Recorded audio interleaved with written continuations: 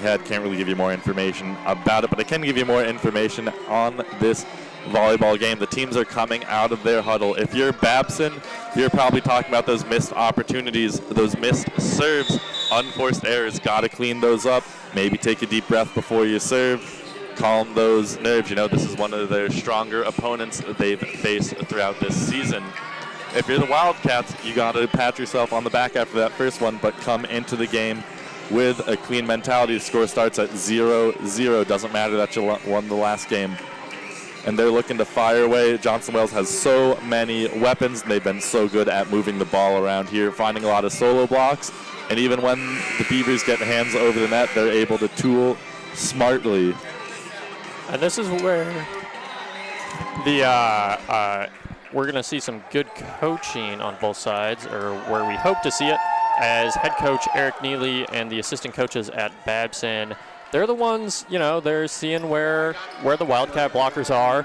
Kind of tough to see while you're on the court. You know, you're moving around. You've got to focus on a million different things at once. So we'll see how the hitters adjust to that as we are officially back into play. Okay. Free ball over. Cameron with a nice set to the middle. And a big block by Walker. And a net call on Babson. I believe that was number 11, Laura Zuagla, or Zuluago, my bad. And an apology here from us at JumboCast. We're working with some technical difficulties here, but thank you for sticking with us.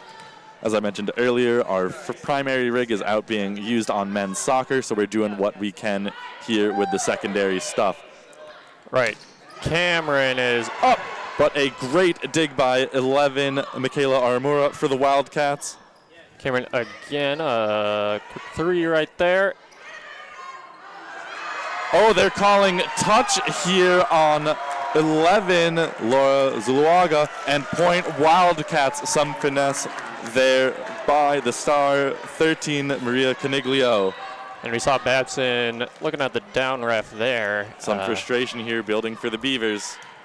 Let's see if they can keep their heads level, go for it. They're still hitting hard. Big block there by Walker and Caniglio. And a net call now on the Wildcats on number 7, Kate Walker.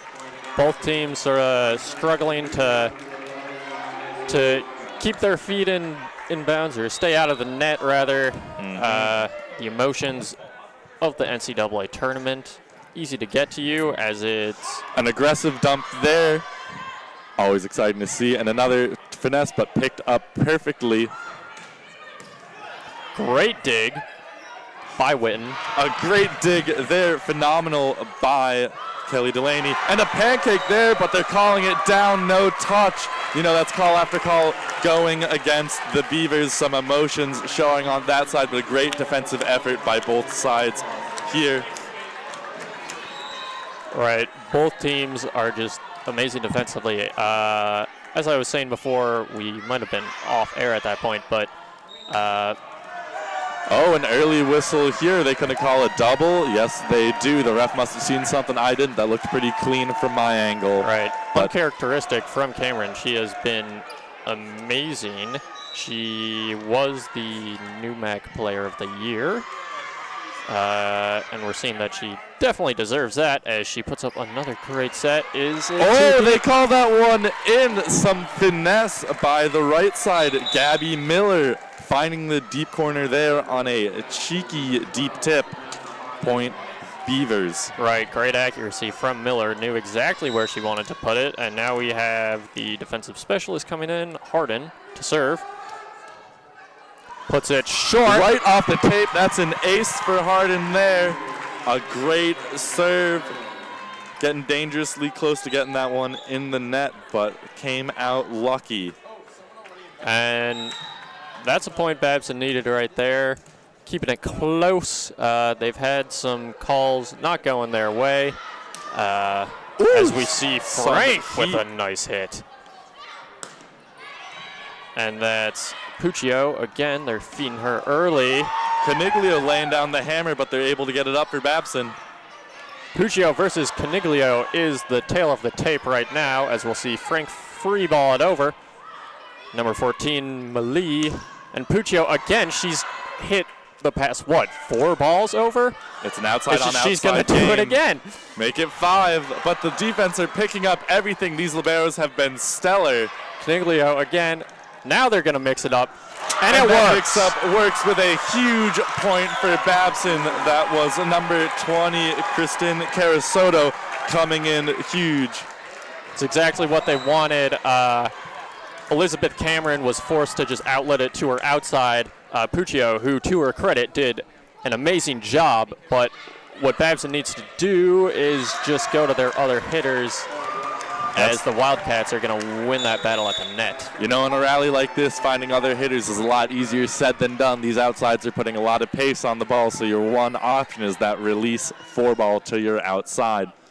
So it looks like the team with the better passing here is going to have an advantage. The setter Frank with a nice float. Cameron again to Puccio. They don't care about just feeding her. Caniglio is it deep? But they're going to call it out with no touch.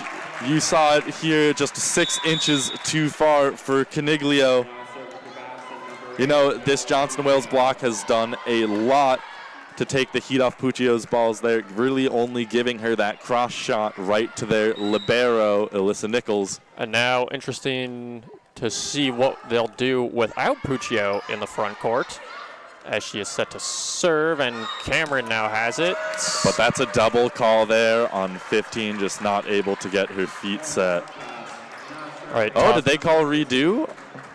I saw the 2 thumbs up from the ref. I don't know what the calls here are going to be, but they're going over to the table, and the Johnson Wales coach is walking over to the down ref. See what happens. Both teams. Both servers are lining up back to serve. I've never seen this before in the game of volleyball. Right, it is. Double the balls, double the fun here. Right, exactly. We should also note that those 2 servers are Caniglio and Puccio, and so point Babson, like or they're repealing the last point. Babson fans here getting a bit excited, but Caniglio's talking to the up ref now. Probably getting an explanation that we won't get up here in the booth. Fun. As that means Puccio is now going to serve. Caniglio is there to receive. She is in the front court. Ooh, a late block there by Kristen Carasoto. Frank's there. Oh, a player is down. And she looks to be injured. They're going to call the point dead. I think she rolled an ankle on that block close, but she is walking back. I think she's going to come subbed off. That is Kristen Carasoto for the Beavers. A huge loss there. She looks like she wants to walk it off. Crowd here applauding the effort. Coach is going to talk. It's such a shame to see that happen to the senior in such an important game here. Right. Other than Ali Puccio, she has been just about their only other hitting option. Talking with the coach right now. Of course, don't want to risk re-injury. Ooh. You don't want to see that, as it looked like she tried to put more pressure on there and almost fell over. She can jump. No, she cannot. She's trying here. I'd expect her to at least sit out a few points. Don't want to put your player back out there in that position. And it looks like they are going to do an injury substitution here. So Kristen Carasoto, I believe, cannot return to the game as she gets that ankle checked out. And it is all applause here from both members of the crowd for the senior.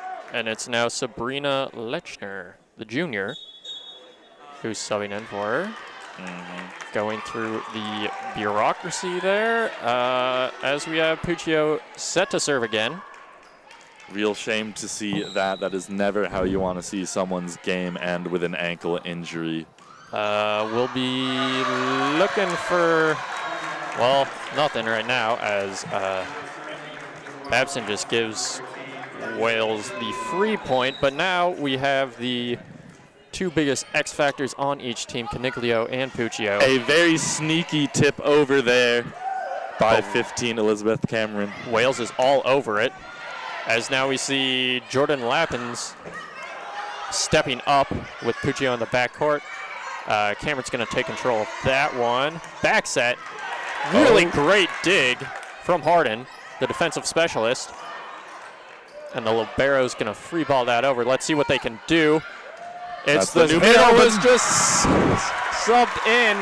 That was Sabrina Lechner, the substitute on there, finding some space with the slide. And that's just what they needed after that injury. There is the new middle to put in some points. Maddie Malie, the libero, going to serve now. We'll see what they can do. Babson showing they can hit just fine as the hit sails just a bit too far there by 8. Kelly Delaney.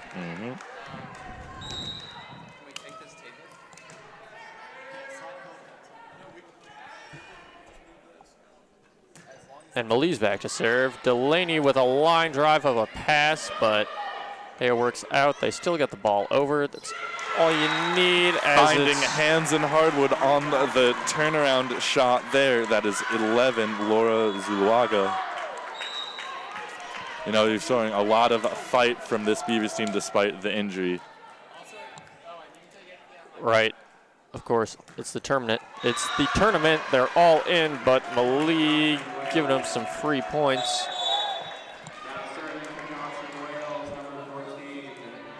And it's number 14, Emily Corbett, the first-year defensive specialist.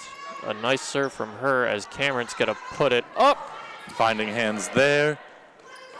Tight set and the free ball over for Babson. Finding Delaney there, and Cameron will go right to Lappins. She loves her outside. A huge kill for Jordan Lappins, the freshman, 4 on Babson. Great stuff here out of this Babson team this second game. A lot closer and a lot of energy from both sides. An electric game so far. Right, amazing back and forth from both teams. Caniglio's there, and Kay Walker teeing off on that shot. There just didn't seem to be a Babson blocker in the area that could get a hand on that ball. Kay Walker, we have not seen much of her so far, but again, she is that GNAC Player of the Year. She did amazing in her conference championship. I believe won. Ooh, short serve here, finding the middle. And a big block by Walker, but Puccio comes out swinging and finds the libero there. Some wonderful quick work by the Beavers there to get the points, and some great movement here for the ladies in white. Right, it's Alyssa Nicholas who is not able to put her platform where the ball was going. And now we've got Cassidy Witten. She's been a great passer so far, must have been caught by surprise. And a serve right into the net for Babson. You know that's something they got to clean up from the first game if they want to keep competing out here against the Bobcats. As 8, Kelly Delaney goes back to serve, and now Caniglio's in the front row. You know she's their favorite weapon here. Right, interesting to see. Cameron has plenty of height, can definitely block, but she's also in the back row. Ooh, and Puccio not able to get around Walker's block, as the Wildcats win out that joust here. You know, get ready for some great outside-on-outside action for the next couple of points from Puccio and Caniglio. Cameron's going to Caniglio. Oh, the pancake by Caniglio, and they get the free ball over and out. Such a shame for all that defensive effort by number 13. Yeah, really unfortunate. Great hustle from the Wildcats, but just not able to finish it off. And watch the set out to Caniglio on this one. The Beavers have their middle playing back row defense. Oh, hiding them in 6. There she is. But Caniglio takes hands, hitting 15, Elizabeth Cameron, the setter, and causing a great side out on that one. Solo block didn't stand a chance against such a smart and powerful hitter. Kay Walker's back out as we have Nicholas to serve. And it's Dolan at middle blocker. Cameron That's Puccio finding some more hands, and it's Caniglio. This time, same deal, ricocheting off the hands, but the Babson defender, I believe number 7, Cassidy Witten, was not able to get under that ball. The exact wrong spot for Cassidy Witten to pass it, as Nicholas is going to serve again as they go. Lots of shouts here for Johnston and Wales. Oh, are they calling a double on Johnston and Wales? There is a lot of excitement in this crowd. They believe there was a throw, but in the ancient text of volleyball, if the hand starts moving before the contact with the ball and continues in a straight line, it is not a throw. Always argued and rarely overturned. The emotions are running high in the Jumbo Dome in this neutral-sided game. I love the Jumbo Dome. But both teams have plenty of fans. Another serve off the tape. Frank and with a great deep, set. No touch here by any of the line refs. You know, these Johnston Wales players must be frustrated. You see some shaking heads, and they're calling a timeout here probably to relieve some of that pressure. A real close back and forth here with possibly some ref interference in the outcome of this game with a lot of close calls here. Right. Both teams trying to clear their heads a bit after those past few points. Each team with great defense and great execution. It's just those slight errors or those everyone's working hard, but and especially working hard we are using a computer camera here to stream the game and not the normal setup. So right now it is the Babson Beavers leading 13-12 against Johnston and Wales. We are informed that the score camera isn't working as promised, so we're going to give you more updates on the score throughout the game so our viewers can know just exactly how close this one is. And ladies and gentlemen, it has been a close one. All the fans here getting their tickets worth today. You know, if you're in that Johnston and Wales huddle, coach is probably telling them to take a deep breath. They've been here before. This is their 10th NCAA appearance. Right, they know exactly what they need to do. They did it last set, right? They have beaten this team in a set before, just a few minutes before. They just gotta maybe clear their heads, go back to what they were doing. As we have Frank with the set. And the block on Caniglio there. The Wildcats are excited. The Beavers, great point. As we now have number 12, Samantha Harden, to serve. Delaney's going to pass it, and Frank with a really nice set to Caniglio. They're going to go again. Frank trying to change the pace, and it's Puccio. Puccio finding the shot down the line. A great aim there, avoiding the block and teeing off on the platform of number 11, Michaela Armora. This is really a battle of two outsides here. And now it's the other middle, Dolan. As Frank gonna try and find it deep, but it's not there. Cameron Puccio with putting a nice some spin on that one. Puccio a little tight. Caniglio passes it and tipping it over, but the it. hands get right back over. Over on second here. Frank not afraid to hit it as she is in the front row, but it does go right outside the antenna point. Johnston and Wales just not able to find the line set, pushed her out too far there. Great work from the setter of Johnson and Wales, and now Riley Frank. She was great setting the ball, she was great passing the ball, and she's not afraid to hit it over. Of course, she cannot do that now as she is in the back row. And a big tool there by number 16. That was Sabrina Lechner, the substituted middle. Junior probably did not expect to be playing this game, but is here and is playing well right now. And again, Babson finds themselves with their most reliable hitter. And it is 16-13 in favor of Babson here. Good call there, and Puccio. Right into the net, make it 16-14. Caniglio back to serve. Watch out for 15 on Johnson Wales. She is listed as a middle blocker, I believe playing right side. Let's see if she can slow down these outsides for the Wildcats. Cameron goes up. And a huge block there. Again, she switches it up. We haven't seen many back steps. Frank for the one! A huge kill there by Hannah Dolan, showing who the more experienced middle blocker is here in this matchup. Great reach and great accuracy as well as Cameron goes again. Puccio finding the hole. That was Lappins, I believe. Oh, my bad here. But it's a great hit nonetheless and great placement by Johnson Wales. It's all tied up here at 16 apiece. Caniglio's gonna serve. Nice float. It's a little deep and Babson reads it. It is 17-16 in favor of Babson. Maddie Malee with the serve. She's been all right today. Let's see what the Wildcats can do with it, as it's the libero of the year there with the pass. And the Beavers just fumbling all over that one. Wildcats probably pretty pumped that they were able to get that point from them.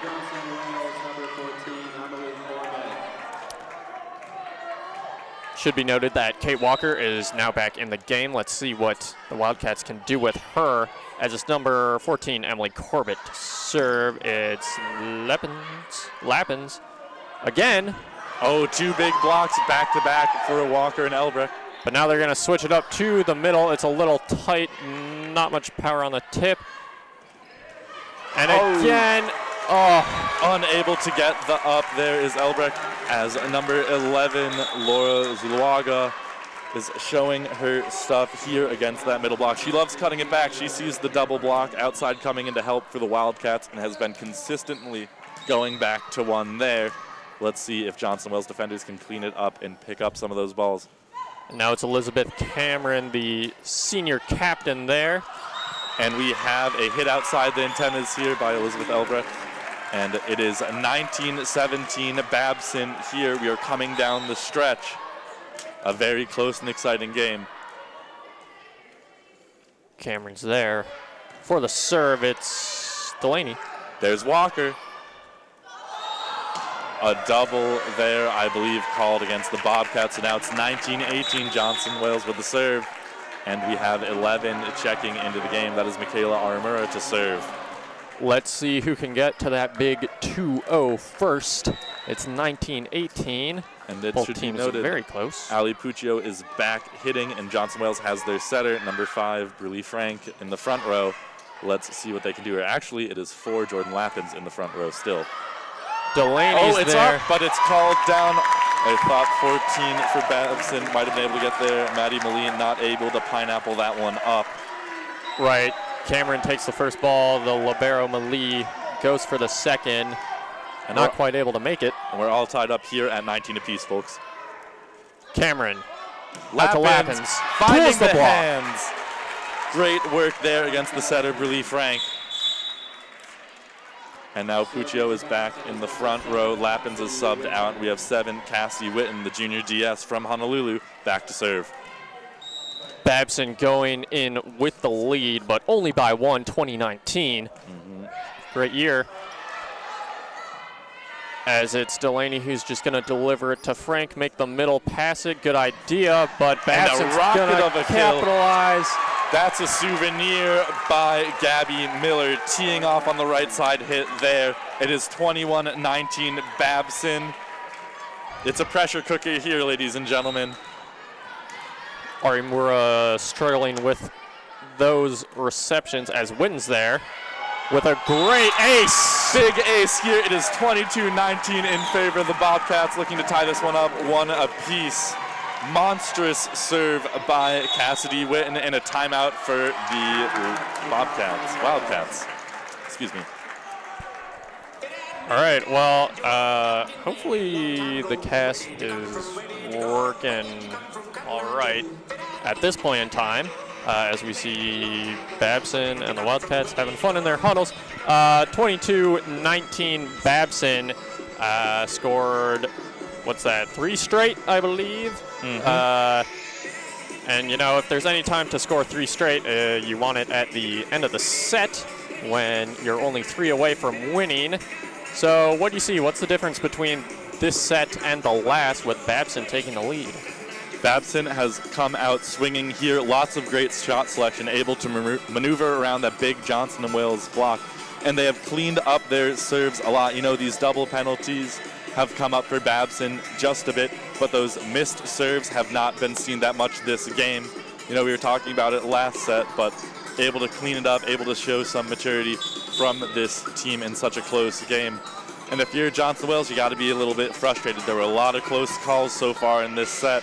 You know, if you change up those calls, we'd have probably a tied game up here. But now Babson has to push 3 if they're looking to even this one out. Should be an electric couple of points here. Right, Babson trying to tie this up set-wise. As we have number 7, Vin Witten. Here, serve. She's been great so far. She goes again. And that's Frank with the tip over the net on Caniglio's overpass. Good stuff here to get that serve back. And Caniglio heads to the front row. That's something Johnson & Wales must be pretty happy with. You know, she's their favorite weapon, but it's really been the middles of Johnson & Wales that have stole the show so far in this set. Delaney with a nice serve. And it's Puccio. Finding hands there. Puccio sides out on the first ball. It is 23-20, Babson in the lead. You know, this is a rotation where Babson can put up some points on the outside as the setter, Frank, is in the front row for the Wildcats. And it's now Zaloga here, and Kay Walker showing her versatility. On the slide there against Puccio. Just trading points here, 23-21 in favor of the Beavers. You know, they don't give it to Kate Walker a lot, but when they do, she has executed just fine. As we now see Nicholas with the serve. Great high pass. It's Cameron. Cameron again sets it to Puccio this time. Right down the line. It's out, though, as we see. Fortunately, Arimura's struggle to pass these balls actually works out in Johnson & Wales' favor as her arms don't connect it on the out ball. Nice serve. Hitting the tape there. Puccio. Just over. Puccio making it 24-22. Possible game point here for the Babson Beavers. It's that matchup, Puccio against Frank here. Well, you see the hand signals going out to Caniglio. Let's see what they run on the first ball here. And this is Harden back to serve. She's had a lot of good serves so far. Nice and easy for them, but you're right. It is straight to Caniglio. But they get it up Great for reception. the Beavers. And Puccio with a great hit of her own. And it's out to Caniglio. A rocket of a serve. And this time to the sub, Lechner. As Frank's going to put it up, Caniglio, it's a little slow for her liking. And Puccio, again, going to pass. The quick, trying to change it up. But a great dig there by 12. And Puccio not showing any loss of energy. Caniglio, can she do the same? Both outsides are playing out of their minds right now. Lechner is there. Arimura had a nice pass, and there you go. That's the set. Number 2 goes in Babson's favor, 1-1. We're all tied up. You know, that was a wonderful effort by Frank on that second ball over there, but just a bit too much power. Probably hoping to touch some hands there and get a touch call in their favor. But Babson takes the second set, 25-22. 2 very close games so far. And what a battle of the outsides it is. Caniglio and Puccio facing off. That last point especially, just back and forth. I swear each player must have had at least 5 hits in that point alone. Do you think we'll see any wear and tear from the teams? It's been 2 close sets with plenty of hard hits. Does that wear down on your energy at all? It does just a little bit, but you can see both these teams have so much heart and so much fight left in them. I believe the adrenaline here of playing in the NCAA tournament will help out both of those hitters. But when you talk about outside attacks, you got to look on the other side of that net. Who are those blockers here? And you can see Puccio has had a lot of success hitting over Frank, the setter for the Wildcats. When Elizabeth Elbrecht, number 15, comes in for the Wildcats, she is able to get Puccio under control. So maybe look out of the Beavers here for a little rotational change to get that favorable matchup for all 3 rotations when Puccio's in the front row. Yeah, and I think it's about time that the Wildcats got Kate Walker going again. As I was saying before, we haven't seen too much of her when she's in, but you know, if the Wildcats can get their star player going, maybe they can turn this one around and get another set in their favor. They're doing great as the slight underdogs here. Babson, of course, again, 22-game win streak on the line. That's the best they have ever done, best that most teams have ever done in their entire program's history. As we see the New Mag champions facing the Great New England Athletic Conference champions again. Set 3, if it's half as exciting as the other 2 sets, which I doubt it will be, I would imagine it'd be twice as exciting as the other 2 sets. Then we'll have a great time here. Hopefully the camera work is good enough. Of course, we are working with some limited resources right now. We've got multiple guys working on it at every minute of this cast. You can't see it behind the scenes, but they're working till they drop. Same as these volleyball players as we go into set 3. And, you know, we're talking a lot about these outside hitters, but the Babson defense here, keeping Caniglio and the rest of the Wildcats in check, has worked out so far. You know, their libero, 14, Maddie Malie, has had some outstanding ups and some hustle plays here to make sure nothing drops. And on the other side of the net, we saw Michaela Arimura having a few struggles there with passing the ball. Babson just always hitting her way, tipping into her zones as well. Let's see if they keep doing that as we now see Alyssa Nicholas of the Wildcats serve again. Cameron's there to her middle. Bouncing off the head of Caniglio. That was a great kill by Laura Zuluago. You know, she's had a pretty good game. She jumps extremely well. You can see they're setting that 2-ball tempo up to her and just letting her go up, get it, pull it down wherever she wants. It's Laura after her nice point. Frank's got it up. But a great up by Laura Zuluago there. Great defense crashing to the ball. Frank's there to Caniglio, but Nicholas puts it up. Frank gonna try another hitter this time. Great stuff there by Miller and Cameron to keep Caniglio in check. That block has been huge from the freshman.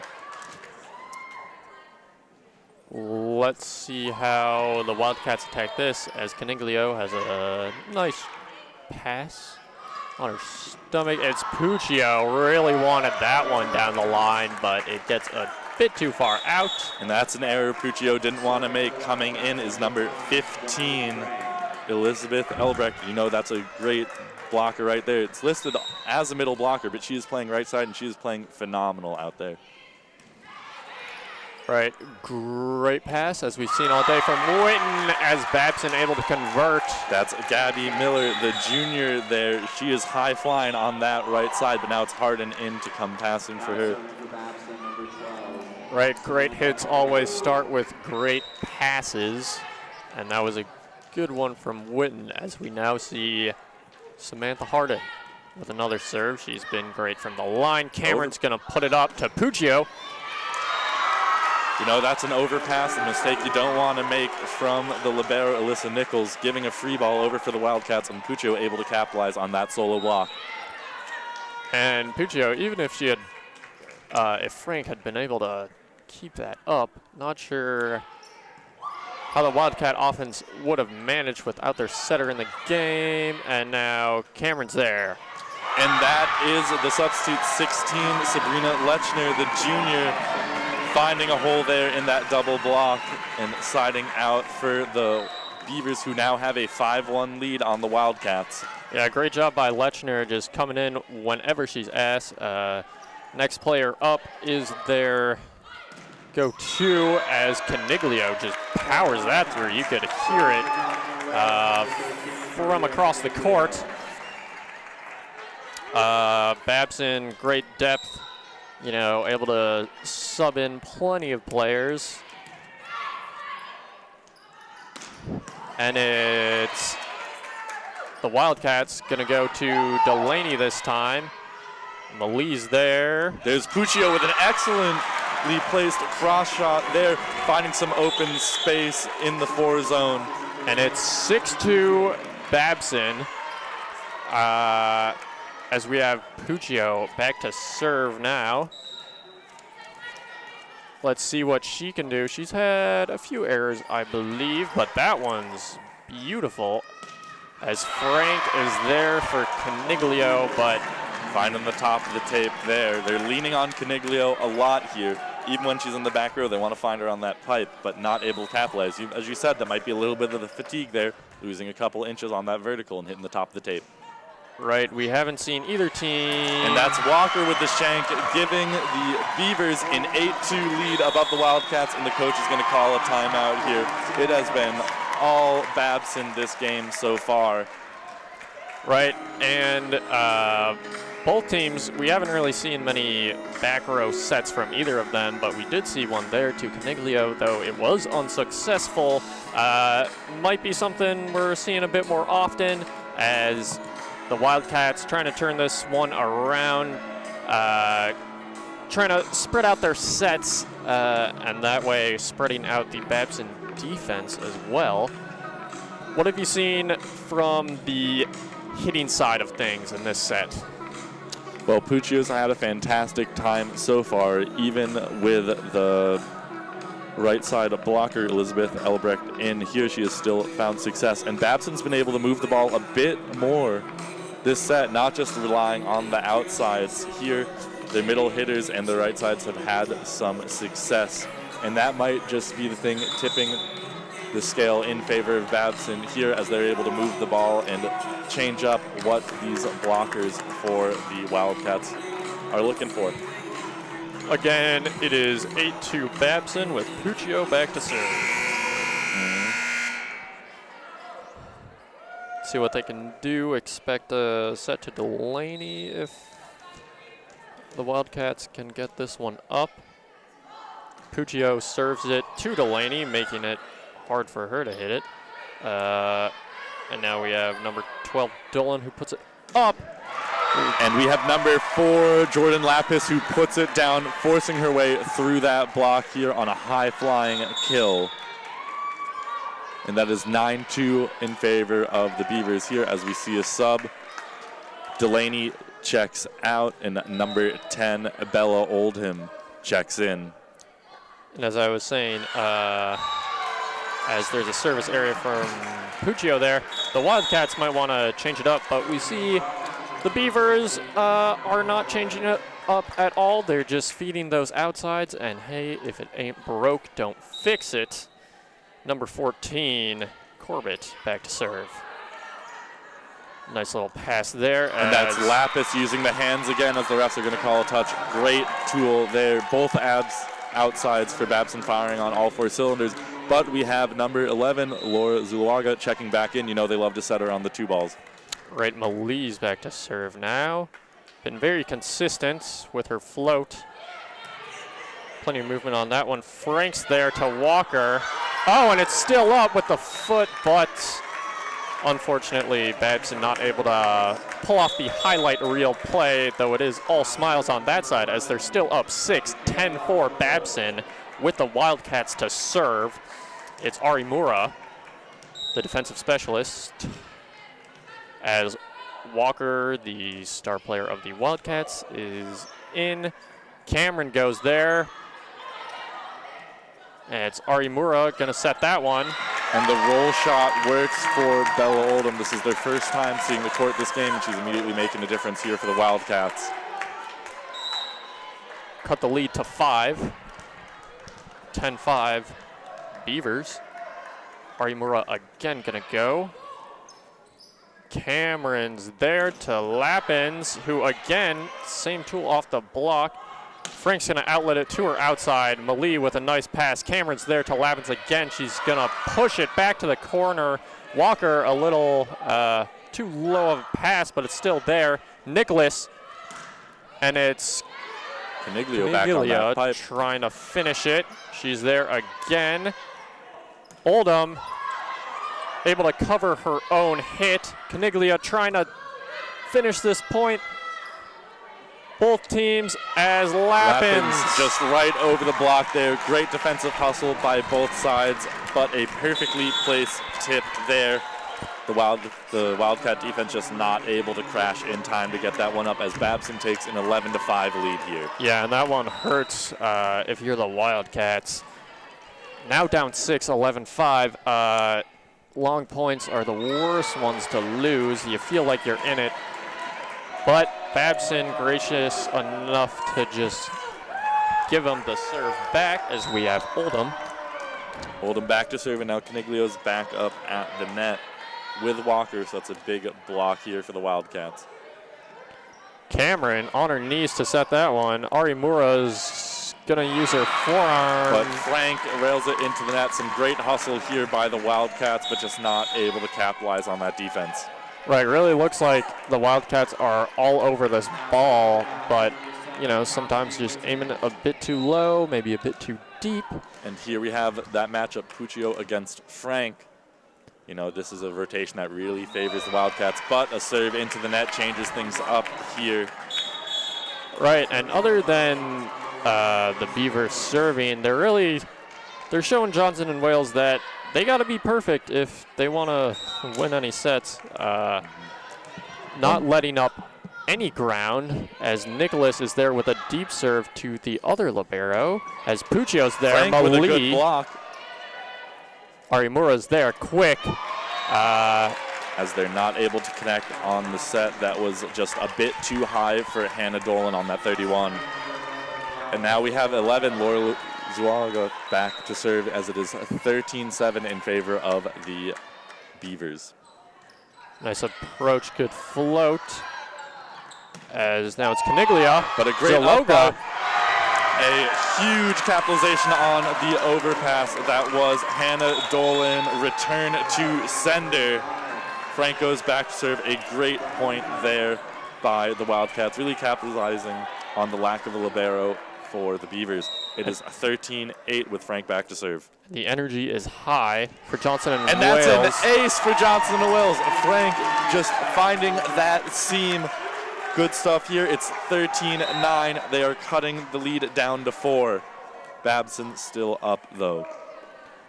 Great job from the setter, making an impact from serving. Puccio's there, going to go deep with it, but Nicholas is all over. Frank to Caniglia, going to tool the block. Finding the tool there on number 9, Gabby Miller. And we're seeing a timeout by Babson as Johnson Wales is surging back into this game. Some great stuff here from both teams. An excellent serving so far by Frank. This rotation for Johnson Wales is proving to be very fruitful. Their block has been keeping these Babson hitters in check. You know, Babson has all 3 hitters live right now with Puccio and Miller there, some high-flying pin hitters. You know, that point, that overpass by Zuluago haunting the Beavers for a couple more points after, as that's the real impetus for this Johnson Wales comeback. The serving is also a key factor here. Babson serving a couple times into the net, letting Johnson Wales inch closer. And you know, if you give it an inch, they're going to take a mile, these Wildcats. They got a lot of fight and a lot of heart on this team. They won the first set, and they're looking to take another one here as they're just whittling away at the Beaver lead. They're only up 13-10 as the ladies take the field again. It is Frank back to serve with Dolan in the middle and Caniglio on the outside and Elizabeth Elbrecht, the nightmare for Puccio, on the right side here with Frank back to serve.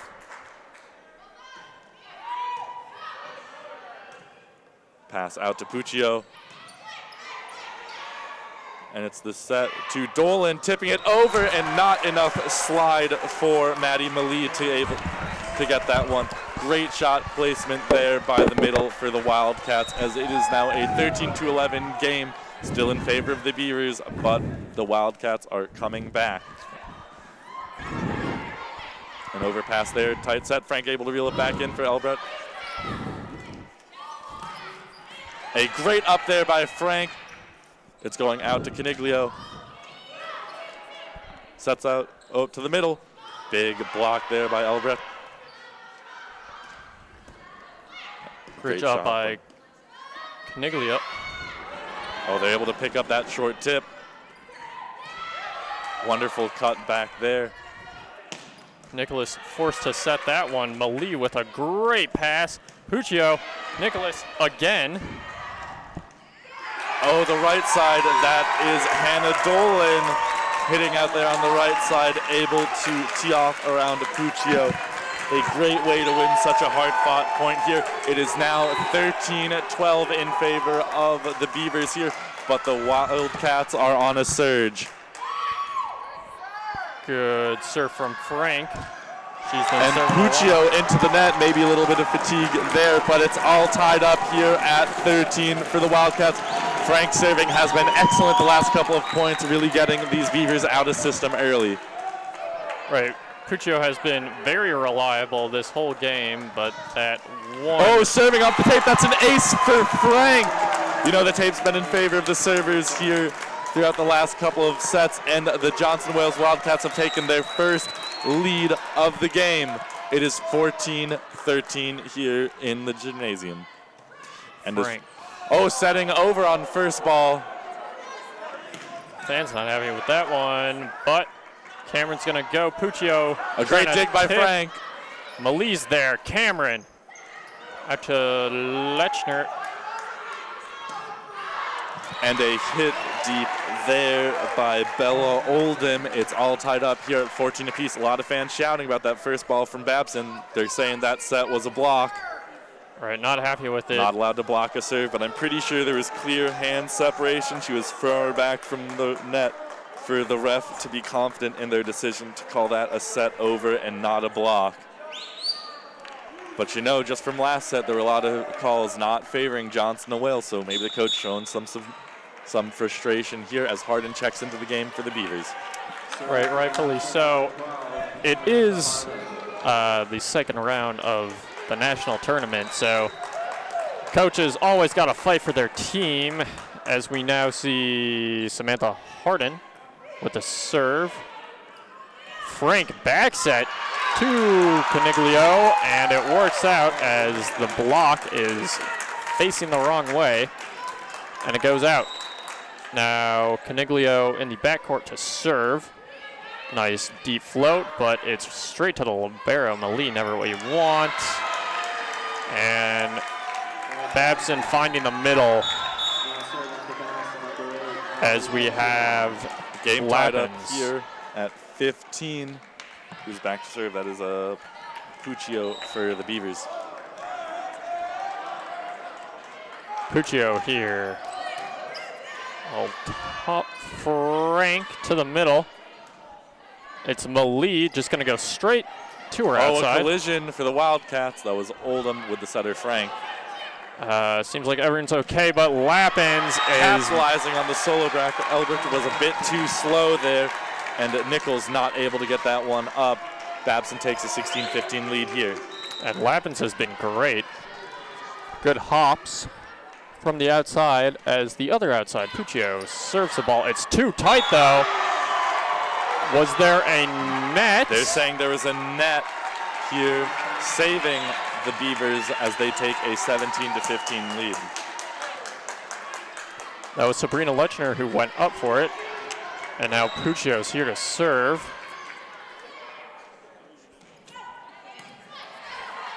Here we have Oldham. Ooh, a sneaky point there. Capitalizing on the overpass was Sabrina Lechner. Some smart placement there as Johnson & Wales passes that ball out of bounds. Babson on the comeback with a 18-15 lead. Wildcats have a timeout, but not using it. You could see their coach trying to communicate to the captains there as Frank's going to bump it up for Oldham. Oh, tapping it over was Hannah Dolan. Good awareness by Dolan to just stay at the net there and tap it right through. Babson not able to pass it as their run ends. It's been a streaky game so far. Both teams going on big runs as Corbett is now here, a laser of a serve. Frank's going to be forced to pass it, so Corbin will set it to Oldham as we now have Cameron outside. It's tight to Lappins, but she executes. A huge kill there by Lappins, just sneaking that through the block, but an absolute rocket back to 6. No time for the Johnson & Wales defense to get ready for that one. Great set, great kill for the Beavers as they take a 19-16 lead here. Malie with her float. It's deep. It's to Oldham. Oldham chasing that one out. She's able to reel that one back in with some great hustle. Great pass. Lappins is hot, and she's just getting hotter as the block not able to put it down. You can't stop her right now. And they're taking a timeout to take some heat off of number 4. Lappins having an outstanding game right now. It is 20-16 in favor of the Beavers. You know, just as the Wildcats were coming back, the Beavers have managed to pull away once again here, and it's all about the serve. Whichever team gets hot serving is the team that's gonna be pulling away, and right now, the Johnson & Wales Wildcats are unable to heat check the Beavers' serve. All right, smart timeout from head coach Nancy Samara. As we see the Wildcats, they had their nice streak, but Babson showing that they're not going to let it happen again. Hopefully, if they want to win this set and go up 2-1 in the match, win 2 sets in a row. And as you were saying, whoever's serving hot is, you know, playing well, as it's tough when you lose point after point and you just got to go back and wait for the server of the other team. Just totally dictates the pacing of that. And you got to go in and hopefully get a good pass to your setter.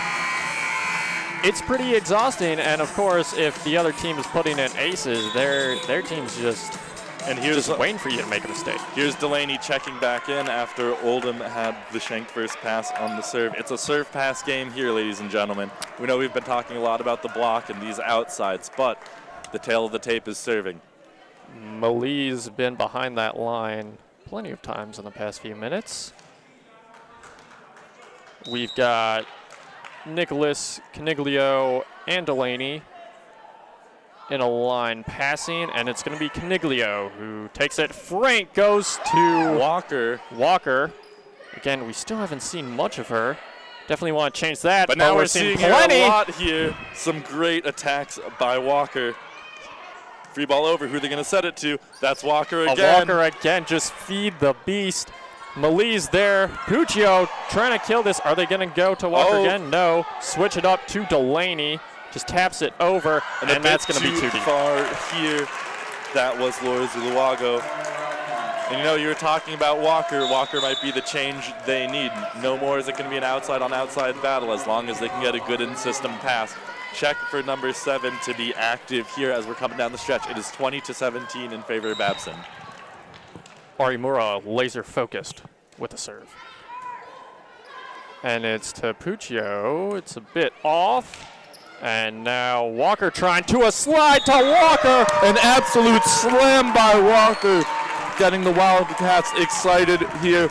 You know, she came in and they have set her, I believe, 4 or 5 times in a row. Walker is not backing down from a challenge and is looking to exploit her mobility and explosiveness here. And it's very important for the Wildcats to keep this serve going because they do not want Walker and that'll be 4 on the Beavers. An excellent serve by the Wildcats here as it is 22-19. Babson still leads by 1, and the coach is coming over talking as there seems to be an injury on 15, the setter, Elizabeth Cameron. She might have run in to the point stand here. Wasn't exactly watching that part, but she is grabbing that right knee. It'd be a shame, but she's choosing to stay on.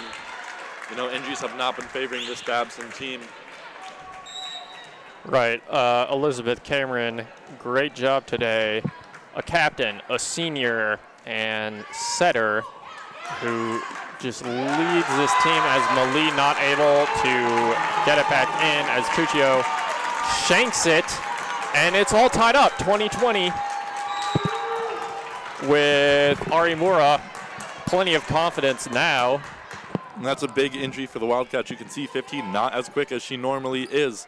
But still be able. Nicholas with an amazing pass to Delaney. She's there. She finds the back. Oh, but it's up! A wonderful swing pass there by Puccio. Delaney keeps it in. And that's Walker. And Walker that's finds Walker. the backcourt there as Johnson & Wales takes a 1-point lead at 21-20. This is a huge game for Delaney Walker. Absolutely amazing performance here. Harden getting subbed out for the Beavers as they're keeping number 9, Gabby Miller, a junior hitter here. Let's see if they're going to run some C's for her to get her active in the back row. Puccio with a nice pass to Lappins, but she can't get it this time. She was the set over, but it's dug. The pineapple by Arimura. They're all over it. Cameron there. It's tipped off, but Frank's going to find the back corner. Puccio not able to get up, and it's 22-20. And there's a huge timeout here called by Lappins. You know, the Bobcats have been firing on all cylinders now, and that change has been led by Frank. Frank has been all over this Wildcats offense and the defense, too. We saw Arimura and Nicholas have been getting some out-of-their-minds digs. And this Babson team, that injury was not what they wanted to see on 15. Elizabeth Cameron, she has been so good at getting her hitters great options with her sets, but now a knee injury means she can't get around as quick as she'd like to. And the great serves here by Johnson & Wales have been hurting the Beavers. Yeah, and this has been some great volleyball. No one can complain. You know, Wildcat fan, Beaver fan, whichever you are, or if you're none, like us, because we are completely unbiased. And this is a neutral site and a neutral cast, but this has been amazing. It's the best volleyball I've seen all year. Two great teams, both definitely deserve to be in this position. We'll see who's going to win this coin toss and win the coin toss of who will win and move on. As we're still only in the third set, it's still 1-1, tied up set-wise, but the Wildcats a bit closer to taking a 2-1 lead. And there's no timeouts left in this game, but there appears to be a substitution on Babson. One, Erica Schwegman, the senior DS, coming in for Puccio, and Harden coming back in for Miller. A lot of good passing options here for the Beavers, probably to make sure that they can get these serves to Cameron, and Cameron can get the ball to the hitters. Right, definitely makes sense. Puccio much more effective in the front court, but she was shanking a few as Arimura again. Great Cameron pass by Harden. Lappins out there. Huge jump. Walker gets the set out, though. Delaney puts it over. They're finding those back corners really nicely. Walker with a nice touch. Delaney. Oh, a great cut shot there by Delaney using the tape. It's still up. Arimura puts it to Caniglio. Back row. Cameron to number 11. A great pineapple by Frank as she rolls it over. Both teams want it more than anything. Caniglio with a great pass. That's Frank to Walker. And Walker abusing the hands of Lappins. Walker has been all over these last couple of points as the Wildcats are inching closer to stealing this third set. It is 23-20 in a wonderful game here. Arimura, this, has got to be her 6th or 7th serve in a row. As we see the DS. Oh, that's Lappins. Lappins teeing off on the shoot set out to the outside. Caniglio not able to dive and get under that ball. That's the kind of energy they needed as Cameron goes back to serve, and the Beavers are poised to tie this one up. Cameron back. Let's see what the Johnson Wales Wildcats offense does to maybe target a setter who can't move around as fast as she normally does. And that's exactly what they needed there with a slide back strike. to Walker. Walker finding the back great court. accuracy. The DS not able to track that one down on a perfectly executed tip. Back to deep 5. You know, Walker is really showing all of her colors here right now in some excellent play in the last 10 points or so. Kate Walker is amped up and letting everyone know it. Delaney with a laser of a serve. That's not. Cameron goes there. And that hit is deep, so it is a 2-1 Johnson & Wales lead as they take this third set 25-3. Great hustle by both sides, but Johnson & Wales never let this game slip out of their hands and pushed when it counted. They only led twice throughout that whole game, but the most important part is they led at the end of the stretch. Excellent play there by Kate Walker. She came in and she turned things around for this Wildcats offense. Yeah, really good work from both teams. Obviously, the Wildcats are going to have a bit more momentum going into this as they have the set lead as well. But Babson, they know they can strike and hit this team. They saw they're not afraid to just keep feeding those outsides. You know, it was working for most of the part. But the Wildcats, they went on a run through serving there, not necessarily from winning at the net, except for when Kate Walker was just taking the game into her own hands. So from a passing point of view, what do you think the teams are going to be talking about in that set huddle? You know, you saw the Beavers switch into a 2DS rotation at the end of that game to make sure they get some really good passes for their setter. You know, having an injured ankle, the setters aren't the ones jumping up there to hit, but getting your feet set, getting to the ball, all relies on those ankles. And as you can see, just by all the firepower from serving Johnson & Wales has brought, Babson isn't getting those first passes right to their setter. And if you can't get their feet set, you know the middles have been playing really well for Babson, and you can't rely on your outsides to win you the whole game. You got to spread around the wealth, as you saw Johnson Wales doing with their middle blockers. So look for Babson to run a couple DSs this game to make sure they can get the passes to Cameron. Right. Also could have been, you know, the difference in energy between these two teams. Of course, when the stadium is loud, it's pretty tough to start passing well. They've been doing it all their lives, but when it comes down to crunch time and you're going up against a really tough team, it's easier said than done to just pass that ball high and towards your setter to get these good hits off. But as we've seen, you know, even if Babson gets these good hits up, they're not necessarily the better hitting team as Caniglio and Walker have been holding their own, and they've gotten some great blocks up too, as Babson may be struggling to spread those sets around. You know, I was saying before, if Danebrook don't fix it with those outsides, but maybe it's a little broken right now, you know? Yep, you can see, despite the huge hits by Puccio and Jordan Lappins, the Johnson Wales Wildcats have really kept them in check. And you know, we talk a lot about Kate Walker and Maria Caniglio, but Bella Oldham really came in there and showed a wide variety of shot selections, navigating the ball around the Babson block. And then coming back in was Kelly Delaney, who showed a lot of great cut shots, probably used her time off the court to start watching and realize what she needed to do to put her team on top. Puccio is back in. Looks like they've got Kate Walker lined up against Zaloga in this rotation. Let's see what Babson can do to try and stop the immovable object that is Kate Walker. And you know, Kate Walker and Zuluaga play really different kinds of games from the middle perspective. Zuluaga likes going up for that high ball, pulling it down wherever she wants, and Walker will hit from wherever on the court. She is deadly off of those slides and 31s. So really dynamic battle here in the middle for the teams. Kate Walker standing at 6'2", as we see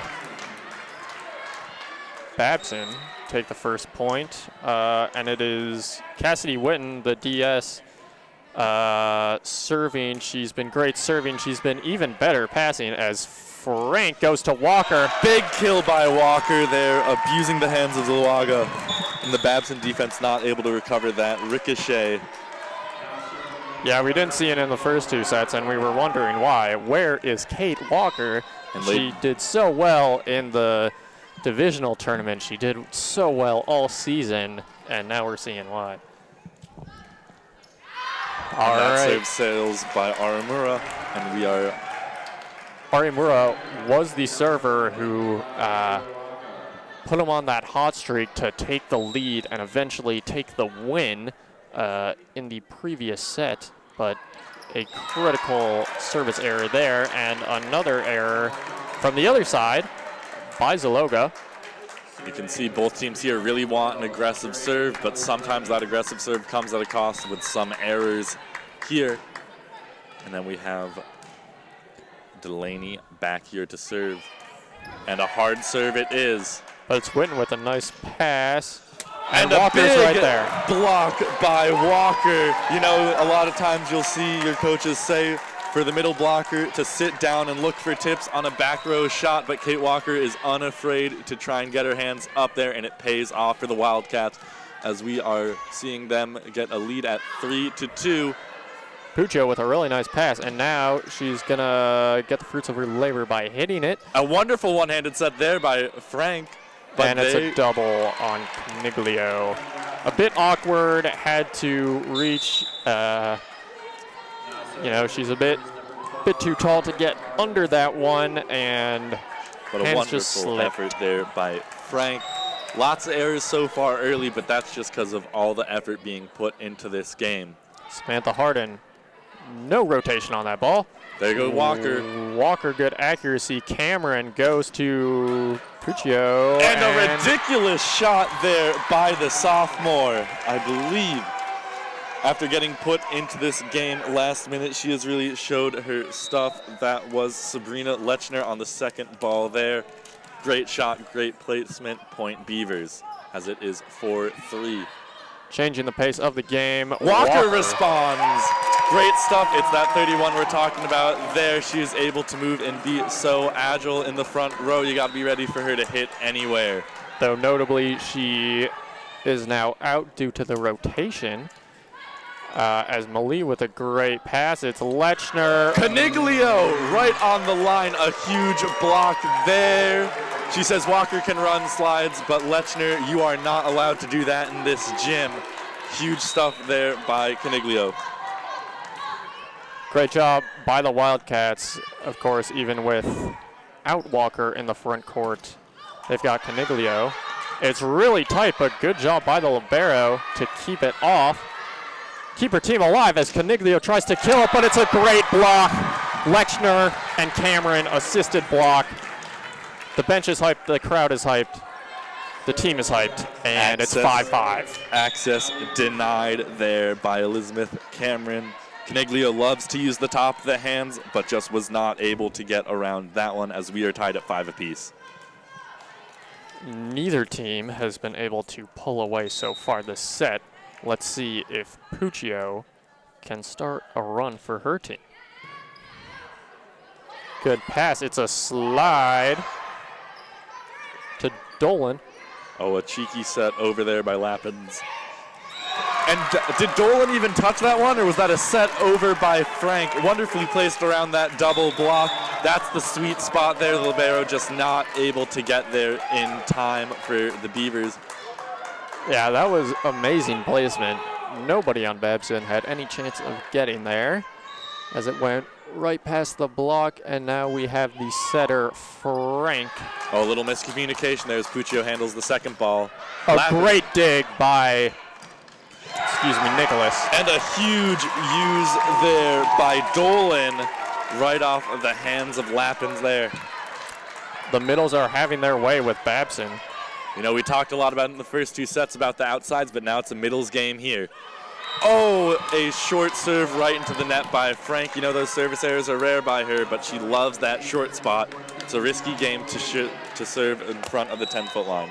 And it's Malie, maybe the most consistent server on the Babson side so far. She puts another good one there, but it's passed nicely. And Caniglio's tip right over Lappin's there. Malie not able to get that one up. And Caniglio knew exactly what she wanted to do with that ball. Great job by her, the senior, standing at 6 feet tall. It's Lappins using that block, swinging hard, swinging accurately. And it's 7-8 in Babson. favor of Johnson Wales, I believe. Okay. But no, this is a very scary rotation for Babson. They got a lot of hitters at the net now. And a wonderful serve there on the overpass. Caniglio unable to get that one up, even though it went right back at her. Returned to sender by Laura Zuluaga. Great stuff there from the middle as we're tied at 8 apiece here. Good job by Cameron. Served that one tight, but it's Puccio who's going to have to set it to Lappins outside to outside. But Frank's there for Dolan. Oh, a wonderful up. One-armed Cameron. Oh, a high to the flying opposite. right side there, and a great use on Delaney. That was number 9, Gabby Miller. Haven't seen much of her. Haven't seen much of any right side hits so far from Babson. As we're saying, they just go outside, outside, outside. But when they don't, it seems to work out. Frank goes to Dolan. And a great middle kill there by Dolan, just abusing the wrists of Elbreth there. I mean, Zuluaga, my bad. And as great as Dolan has been, we see the superstar Kate Walker back in. Let's see if they keep feeding the middle position. Oh, a wonderful cover there by Zuluaga as they have to free ball it over. Frank goes just a bit too high for Walker, but they get it over. Great. That was Delaney. Oh, a setback, and no one was there, but there is a double call against the Beavers. Cameron not able to turn in time and get those handsets. Too much rotation on the ball there.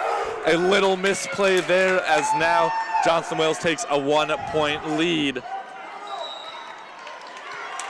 It is 10-9.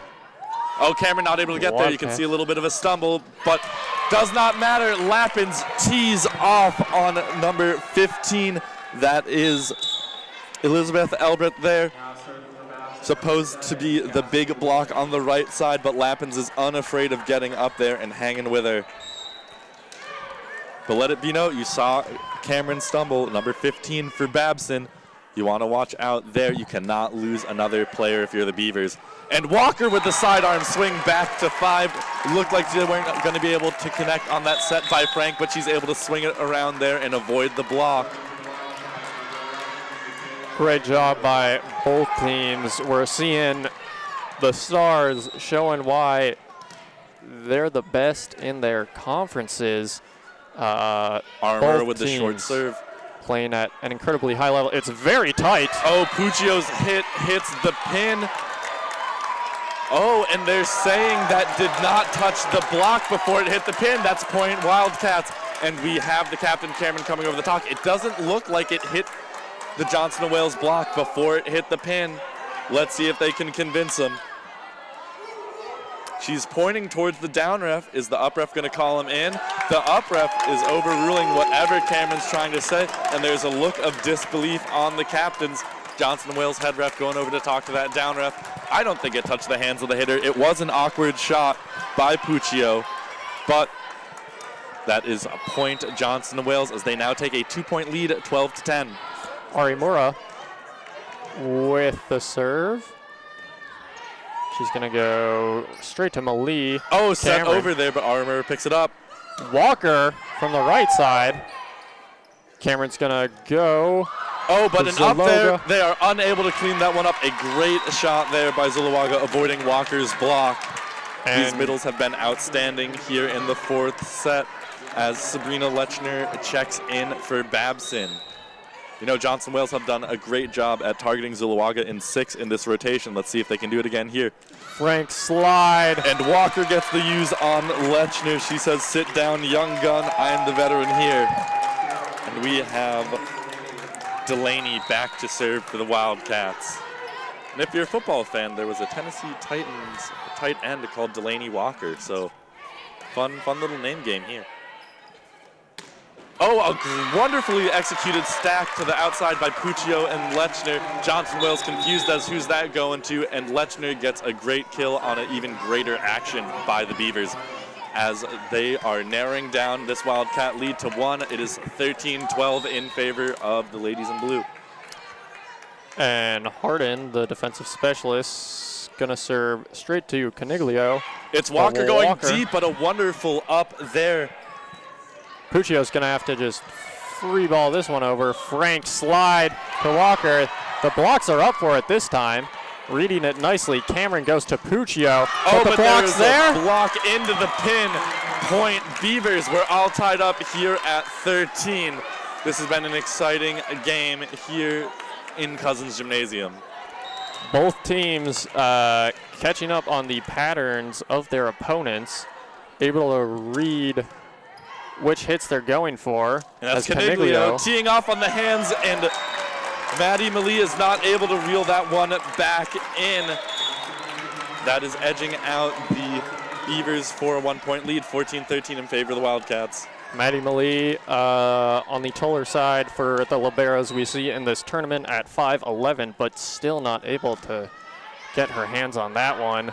Cameron goes to Puccio, her favorite target. A great, unable to get there is number 12, Dolan, off of Nichols' first pass. A wonderfully placed cross shot there by number 8, Puccio. And now they're subbing through their defensive specialists. They want Puccio to serve here.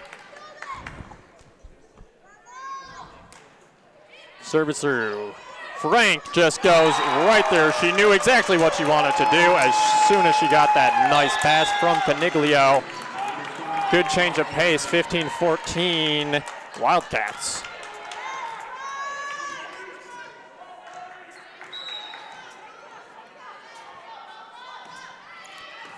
Good serve.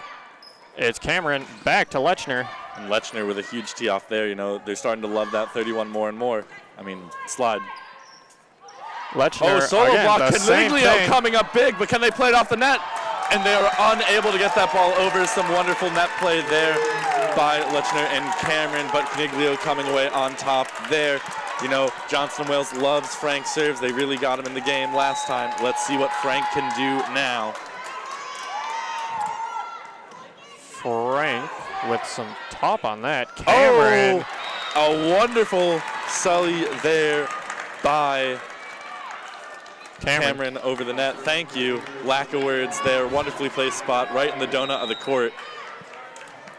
Wildcats still a 1-point lead, but can't seem to make it any larger as Babson is right behind him, and now it's tied. Ace by Malie, tying it up. Big players come out in big moments for the Babson libero. 16 apiece here.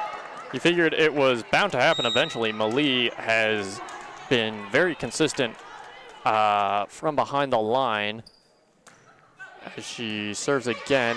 Frank's here to Dolan. A powerful hit and a powerful statement from the Wildcats saying, you're not taking this lead away from us. And Dolan said, forget about me. All eyes have been on Walker, but number 12 came through huge on that stack.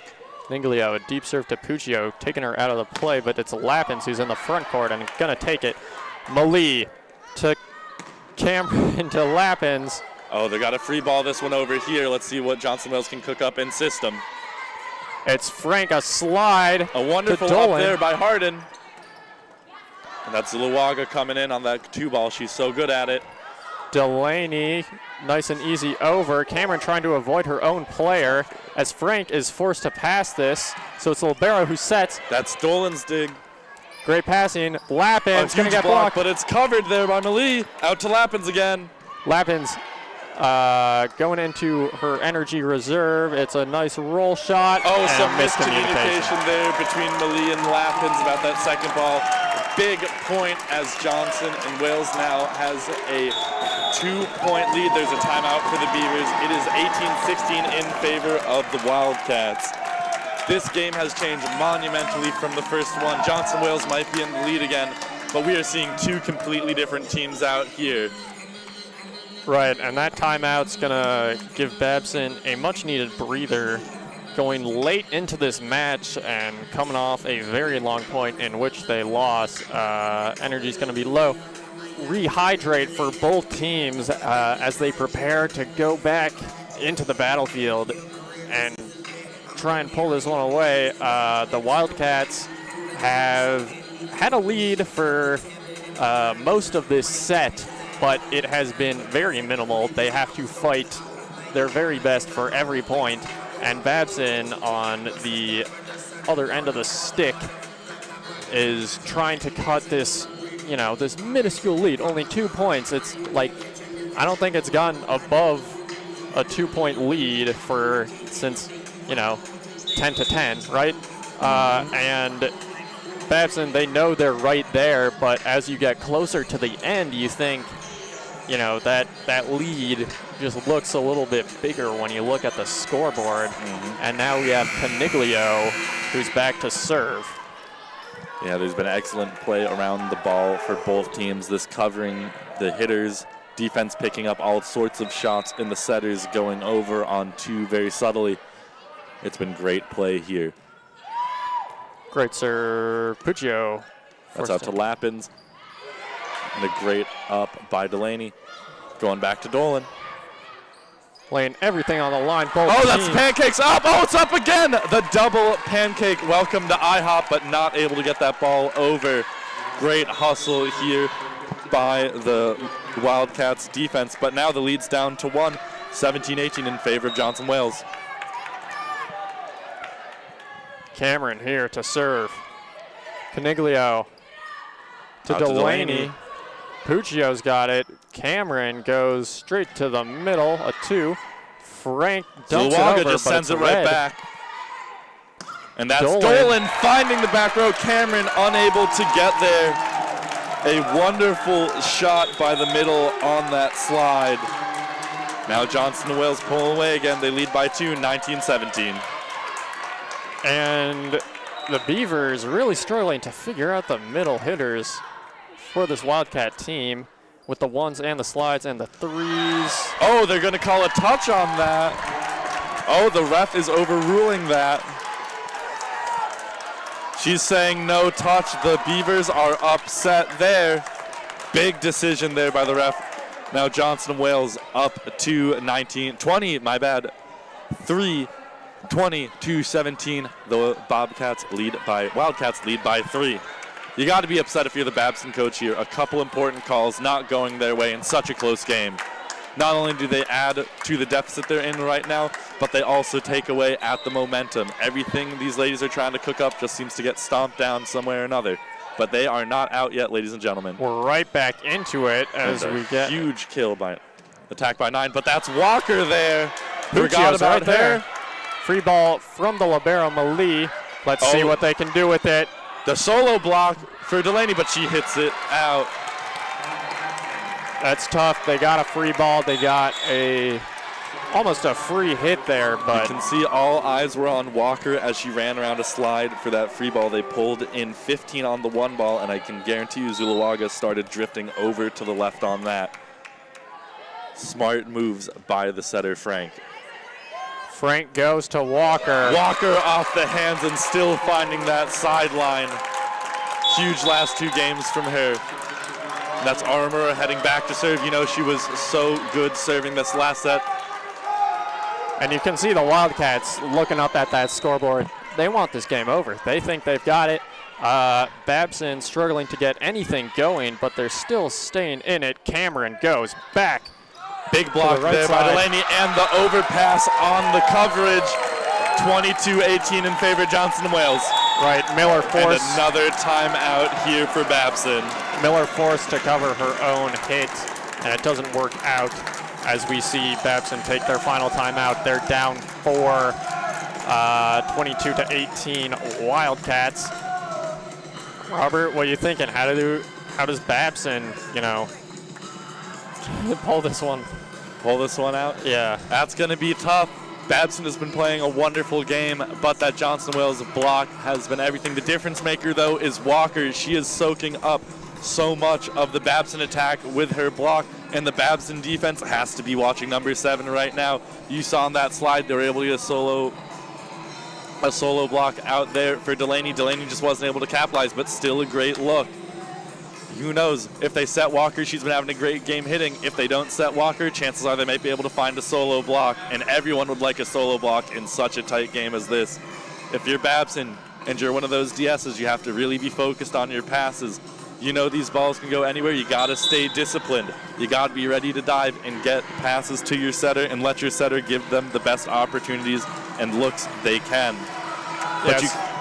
Seems like Babson has been a bit more successful while they're tipping the ball over, but with Dolan and Walker hot from the net, the Wildcats are winning those, someone might say, more decisive points with the kills.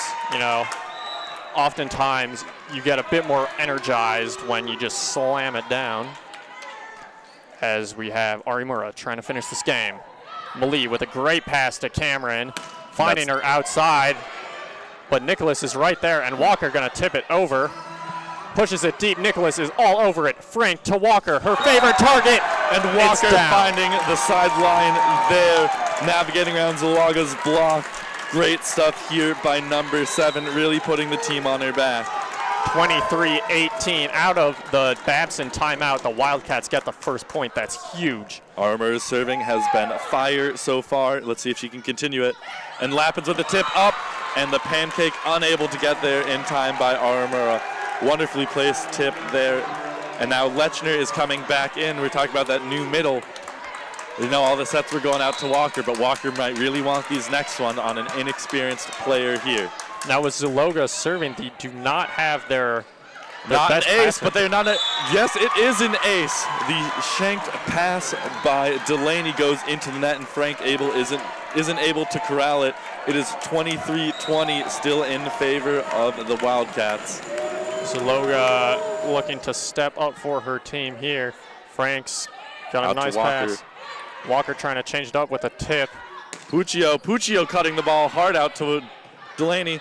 That's Caniglio from the back. Just out. Caniglio on the pipe. Too much air under that ball. And that's going to be a Wildcats timeout. Right, it wasn't long since the last timeout, but yeah, we saw Babson. They put a tip in, got a point. Walker tried to tip it a few times, could not get it. Zaloga with a great serving showcase, getting the ace.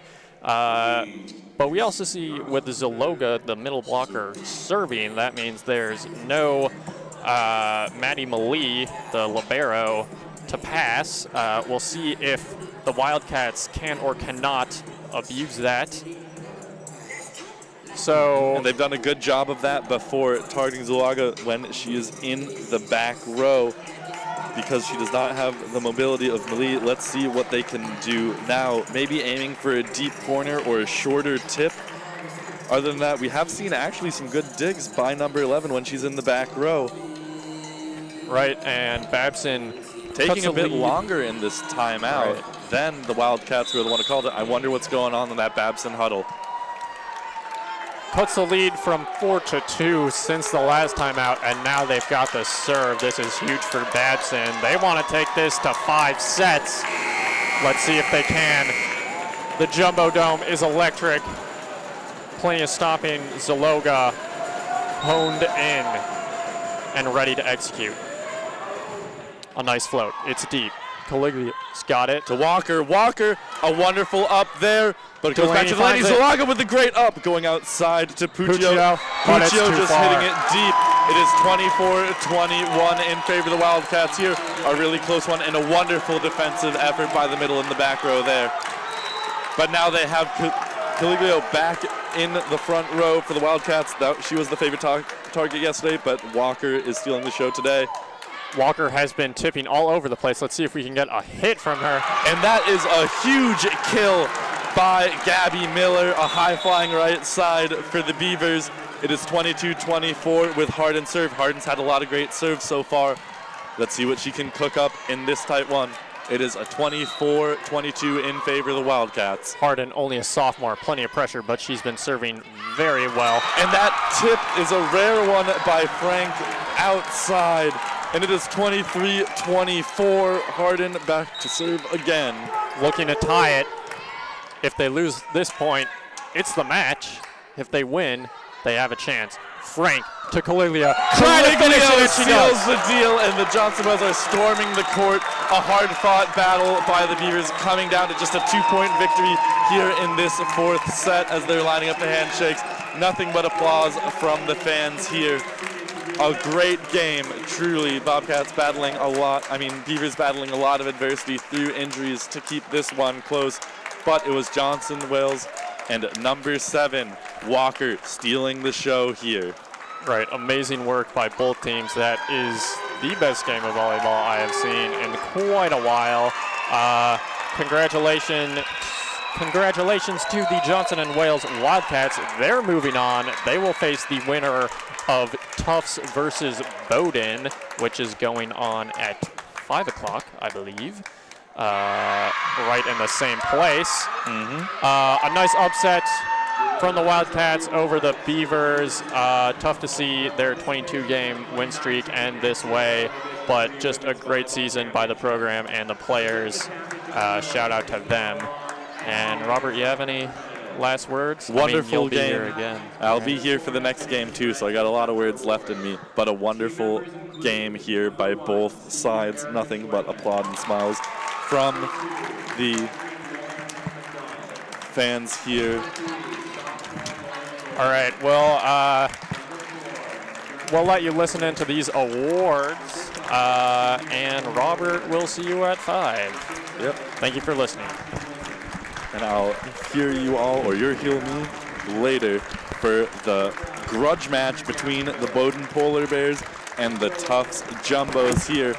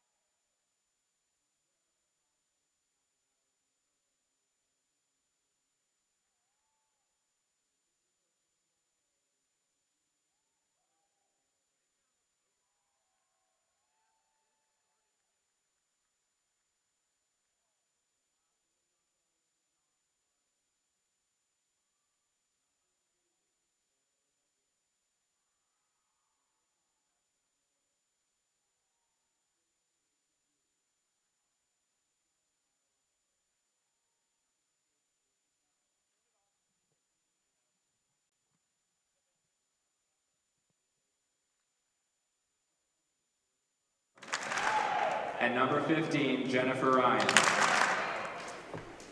And now the starting lineup for the Jumbos.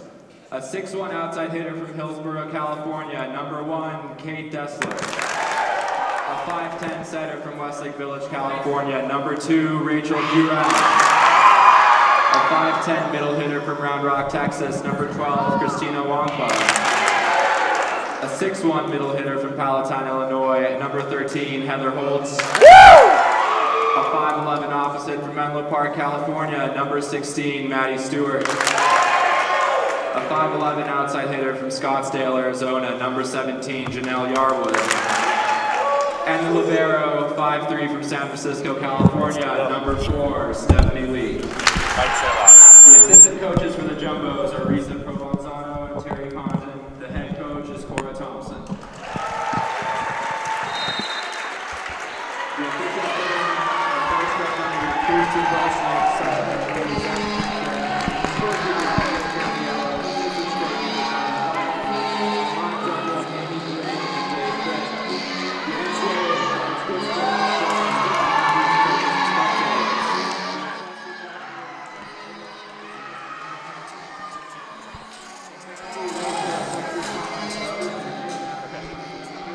And welcome back to Cousins Gymnasium here for the second round of the NCAA D3 Volleyball playoffs, featuring a matchup between the home team, the Tufts Jumbos, and the visiting Bowdoin Polar Bears. I'm in here. My name is Robert Hoover, and I'll be doing your color commentary today, joined by the one and only Henry Stahl doing your play-by-play. Henry, how do you feel about this matchup today? I'm very pumped.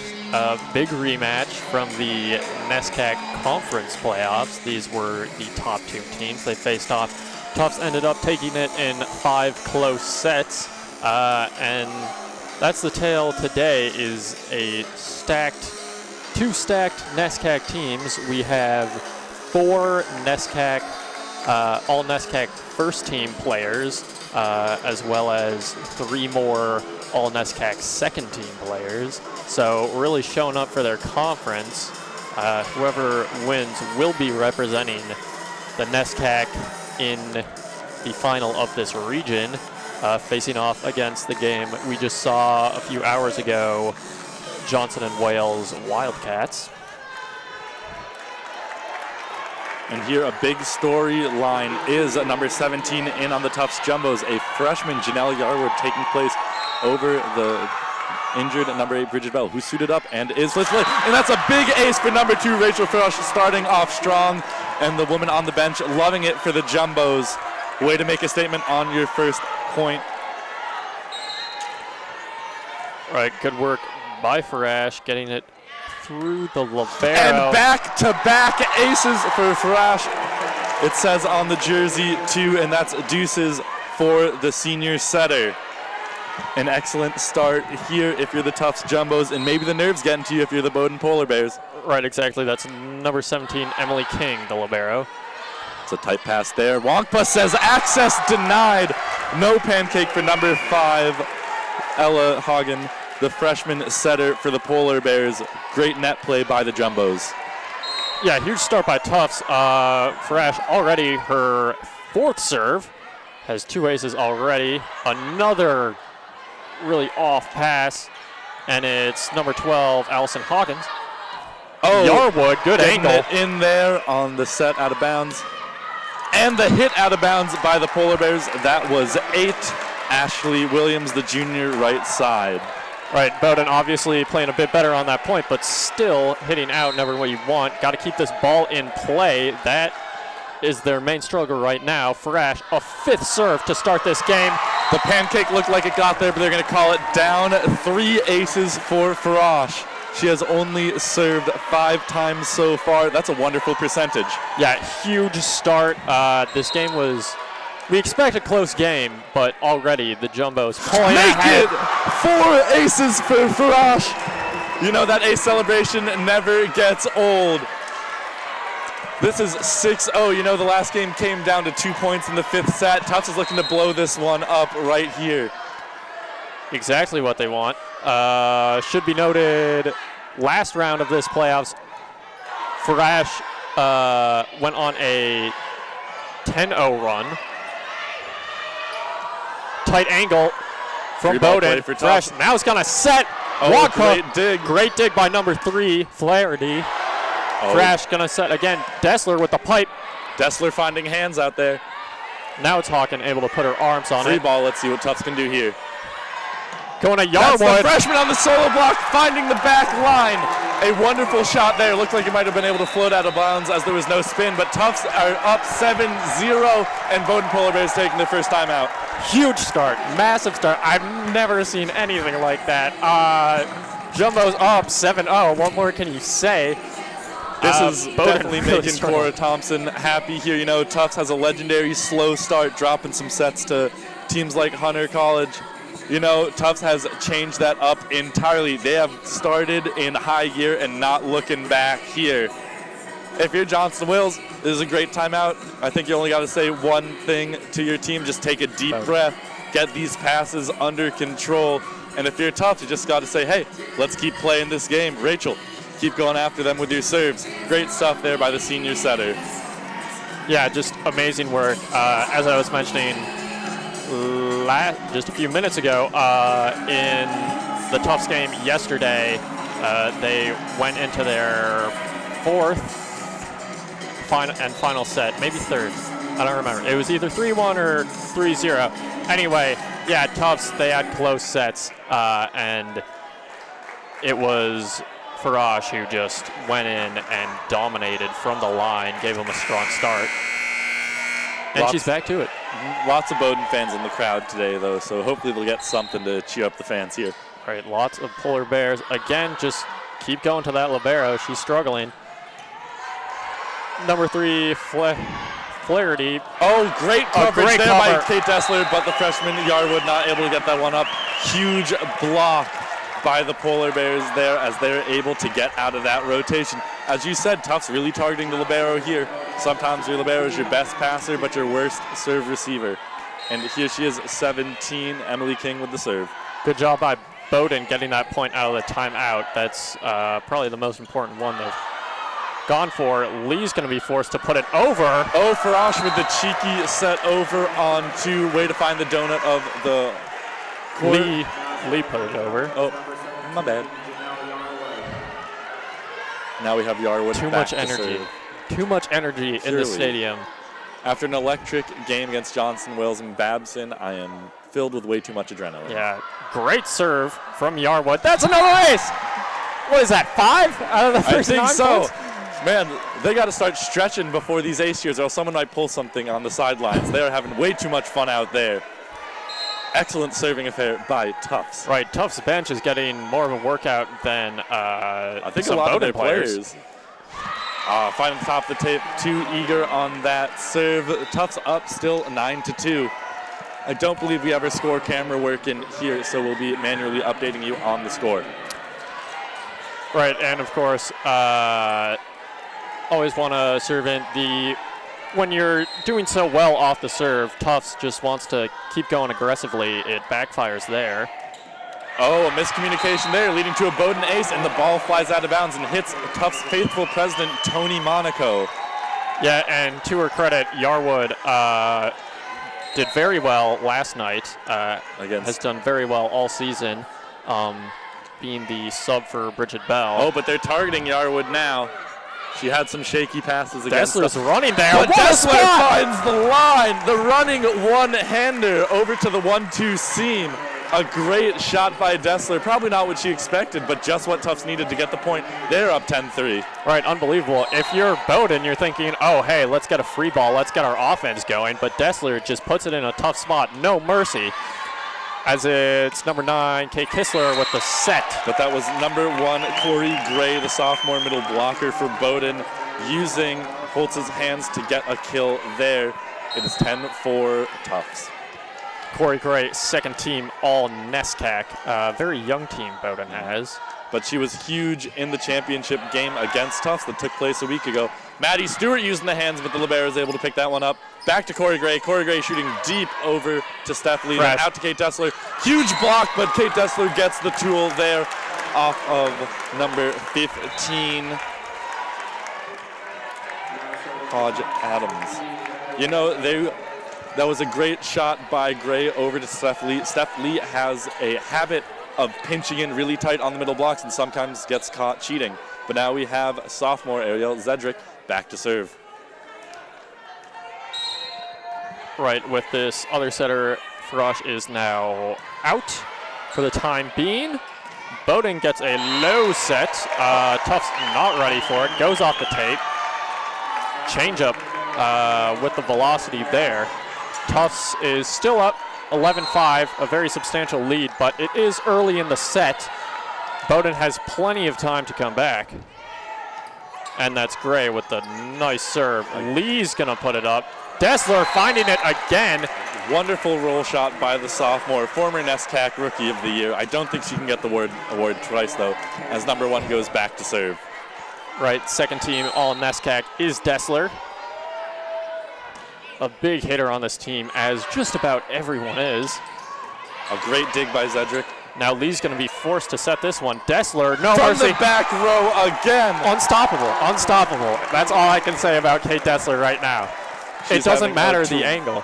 She has had a terrific sophomore campaign. She is so good with her court vision, finding that open shot and capitalizing on anything set her way. And now she's got that hard serve as well, but it's passed well. And the dig by Zedrick. Oh, tipping it over. That was Steph Lee. And Lee getting abused right off of her platform. A wonderful attack by the Bowdoin outside. Right, Caroline Flaherty, great work. Bowdoin showing they've got some arm strength as well. Tufts is not the only team. That is why Bowdoin is in this position. It's Tufts, 13-6. As Yarwood, a little bit of a shank, but Dessler gets it right back to her. No double call on that one. Not the prettiest set there. And wonderfully executed back to there. Great b-ball play. All the motion was in the middle, and Tufts ended up with a solo block on that outside.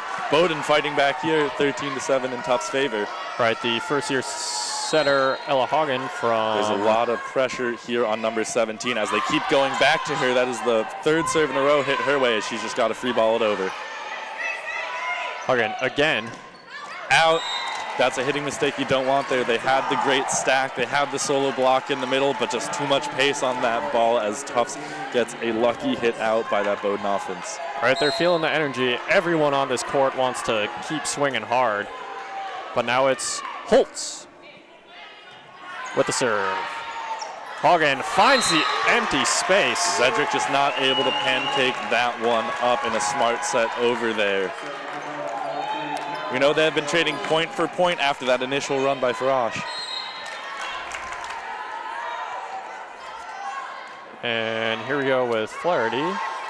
Zedrick gets it Back up to to Wongpa on the Wongpa. slide, but they're able to dig it up, but it is not enough. That was Tina Wongpa teeing off on Caroline Flaherty back there. And now we have Farash back to serve again. Bowdoin probably a little bit more ready and calm this time, but let's see what number 2 can cook up. Now we have Maddie Stewart, NESCAC 2019 Player of the Year is in. Let's see if they go to her with Farash again serving. Make that. How many aces is that? No control pass. 6 at least, I gotta say. I mean, Rachel Farash have a day here. They're really targeting Emily King back there in serve receive, terrorizing her with these float balls. very accurate. Don't need the most powerful serve as long as you get it to their weakest passer. Lee's going to put it up. Little miscommunication there between the senior and the freshman. Probably the nerves starting to stack up on Yarwood here. Let's see what she can do. As you said, she had a great day yesterday. She's played a lot through the regular season.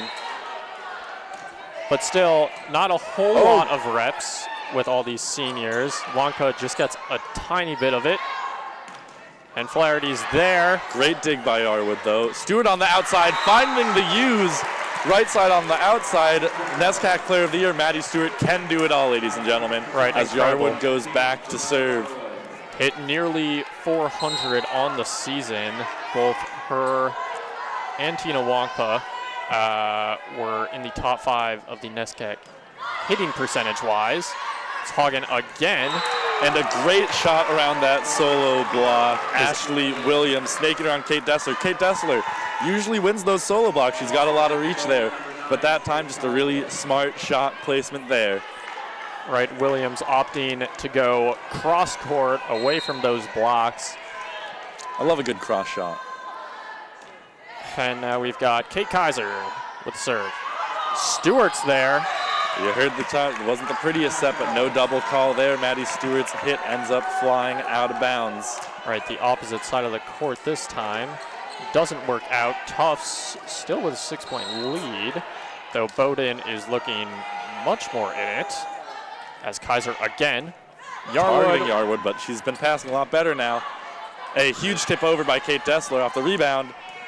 And Farash is right there. Lee's going to have to set it. Dessler, it's too low for her. A tipping game here, but Tufts getting caught off guard. Steph Lee not able to corral that one in. And there's a substitute. Anna Nachmanoff is coming in for Janelle Yarwood. Nachmanoff sees a lot of reps at outside, front row, back row, and DS.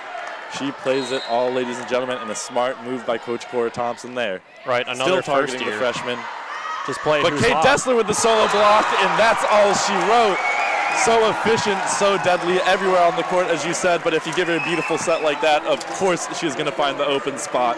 Not much you can do there if you're just alone blocking. Right. Now we have Steph Lee back to serve. Good work by the Jumbos. Just able to move this ball around, make sure there's never two blocks on you. The ricochet there off Stewart onto the backhead of Holtz, and Holtz's head deflecting the ball out of bounds. Right, never what you want to see with some ping pong kind of style blocking there. And it's Allison Hawkins, the sophomore. It's too deep. Serve. Steph Lee pulling a little matrix move there to let that one fly out of bounds.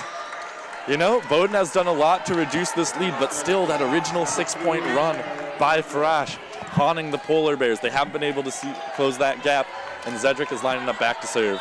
And a timeout, second of the game by Erin Caddy. You know, this has been a great game so far by both teams. You can see there's a lot of targeting out here. Really smart calls by the coaches to attack these liberos, these first years out here.